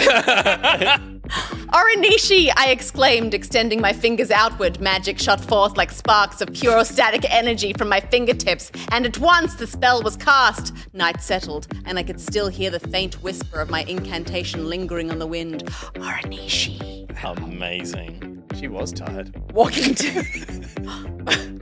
Walking down the street, see someone who looks like they might need a pick-me-up, but you don't know their name? Just try yelling, "Hey, Timothy!" That could be any of them. He was spinning that roulette wheel. And even if it isn't their name, it embodies such joy they're bound to get a kick out of it anyway. I once had a friend called Jeb, who always had a pep in their step. I tried to match pace. Turns out it wasn't a race. And when I asked for a kiss, they said, "Yep." Nice. Lovely. Never forget that when you board the Vega bus, you're going on a journey of the mind. Oh, God. Oh, she's lucid and just fucking tripping balls at this point. And what's in today's mind we're all exploring? Quick, everyone say the first word that pops into your head. Gat. Peter's Gat. word is Vegabus's hope. Tree cum. Gus's word is Vegabus's fears. Ooh, that's his password. Shovel. This word is Vegabus's secret desires. Mason is a name that sounds like another. We all know it's true. Why Mason, not Nathan himself, has talked of it. But why draw further attention to this incorrect moniker when truly Mason is unique? Carved from the very stone that the crafter after which his name was born. Say it, Mason. I am unique.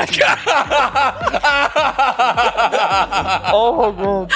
A lot of people talk about Slowponk's oft-lagging pace. But sometimes, believe it or not, Slowponk is fast. And fast can be exciting, fierce, feverish, frenzied. I know you, Slowponk. You're fast. This is so long. That's all right. We went long. Who's left? Akarash. Yeah, nice. A lost desert where treasures lie. A name drawn on a map I remember from my dreams. A memory, a fantasy. Akarash. Avexia. You may think you know him, but can anyone ever really know a man? A mischievous man such as he, sometimes guardian, sometimes manager, sometimes acquaintance, sometimes antagonist. On the precipice of something unknowable, a new discovery, a wall of stasis, he'll never tell. Life before Nicritex, a life as dull as one could imagine. Here, Take that, Peyton. I reflect on a post-Nicritex world, and the air is sweeter for it. Like morning dew on fresh grass, like the sweet, creamy tang of vanilla coke. Toxi-Chorg, an enigma wrapped in a mystery. What is Chorg? Is it Toxi? Are the letters worth anything real when the concept of Toxi-Chorg is more powerful than any mere jumbling of lines and curls? Toxi-Chorg, I rename you with a thought that exists only in my head. Also, his penis is his sister. I had a dream, I went to Mandalay again, and in that dream I transformed into a PC. The PC of my dreams? No, it couldn't be. Because with Dream PC, it's a reality, and the reality is now.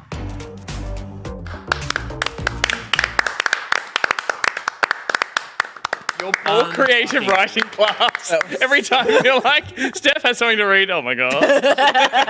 Vanilla Coke. I walked on a dream of a beach once. It was actually just like a really nice stream of consciousness exercise. No, I loved it because Do you know what I mean? it was like self-help inspirational, which is, you know, I bring them down and you bring them up. Yeah, we give them the 1-2. We give them the 1-2. One thing, it's a punch hug. Punch hug. One thing the chat was missing out of all of that was Steph's wonderful hand gestures. Yeah. And that you, at one point, sort of ascended to be a regal ghost of a manor at one point, and then came back. And then if we ever do that again, we need to do some sort of like picture. Yeah, but like her sort of like half translucent over the top, because there was so much this and this. Yeah, that was wonderful. That was fantastic. I will say that as I was looking at Toxi-Chorg and you were talking about what is Chorg, is it Toxi?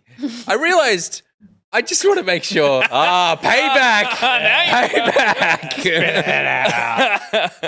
I don't remember writing it. I don't really remember saying it. So now it's like sinking. Yeah, totally. As I was looking at his name, I was like, have we got it wrong? Is it Toxic Hog? There are so many people out there, poor things, who are just like, 4 years in, I'll be like, is your name actually this? They're like, yeah, you've been saying it wrong this whole time, but it's fine. Yeah. My favorite is that last week we spoke to and made a joke of asking the name of Spazarus, who is one that we always say a bit wrong. And finally we got it right, but we spent the entire bit asking them to pronounce their names. So yeah, it happens a lot, and it's their fault for writing weirdly. Toxi-Chorg says, laugh my ass off, Nick, you're right. It's Toxic Hog. What's a hog? Hog? What is the hog? You have to tell us. Oh, now I made art for him and we were saying it What the whole is time. And then I scream his name every time I climax. Oh, it's Toxi-Chorg. So Toxi? CH is like chord. Oh, Toxi-Chorg. Yeah. So who am I coming to? I need a what's the story behind that name? We'll find out in the post show. Yeah. Great. Oh yeah. Sorry. Don't write it here. You write it in the YouTube comments. Where it's delayed by like 14 seconds. Yeah, and it reveals your real name. BuriBuri says, that's okay, Reeps calls me BuriBuri. Okay, good. Thank you very much, everyone, for... Oh, fuck, you did. I just scrolled down. Steph edit. It's a page and a half of pink writing. Amazing. Thank you very much, everyone, for watching. This was a fun show. I really do think it was our best yet. I really do. Yeah. Really up do. there. Yep. Up there It was for up sure. there. Yep. Top 73. Yeah, because we've had some. Have we had any bad shows? No, we've had- No, just that one where the entire audience turned against us. But except for that one, for the rest of We the had a loose one. Every Stephless show gets too loose. And that was last week. And the first Stephless show got nuts. They're fine. They were fun. The first one got out That of was where control. you and I chat had wasn't an as happy argument as we and- were. Oh, no, We the chat, no, they're better. But we kissy-kissed last week, so they loved it. Oh, I got some messages. I got some gifts. Me too. Yeah. Some gifts? Yeah, I got some gifts. No They bloody loved me. it. Why is no one messaging me? I don't get anything. I got some tributes. Thank you very much to, if you want to watch the show and support us with your dollars, then that would be much appreciated by heading to patreon.com/backpocket. If you can't support us with your dollars, but support us with your presence by making our presence known on the internet, by sharing our content far and wide. We're at Backpocket Vids on all the social media networks, TikTok, Twitter, Instagram. And we're doing some amazing game plan videos now that you should totally watch because they're fun and I come back to them a couple of times each week. Like when it gets closer to Thursday, I'm like, I should probably see what's out this week. And I jump on every time. I'm like, I'll have a quick succinct link. And it's like, oh, hi, I didn't see you there. I'm like, hi, Steph, what game's coming out? I'm trying to be attention. I love it. You are. I love it. And Amazing. you're never Every sleepy. time. You're Good never bits. sleepy. Good bits every time. No, they're so good. I particularly like it because it's one of the few pieces of content that I watch as a true viewer. Oh, no. Like I have no you're- involvement in you're it, so not it just involved turns in it. up, Yeah, and I yeah, genuinely am like, oh, it's very good. So yeah, excellent. If you want to watch it, maybe Gus, you could cut together a trailer of all our social content. I tried. I didn't Just like didn't it. work. I did a cut today. It was a highlight cut of a highlight. I've got it. cut. We'll watch it afterwards. I didn't like What do it. you mean?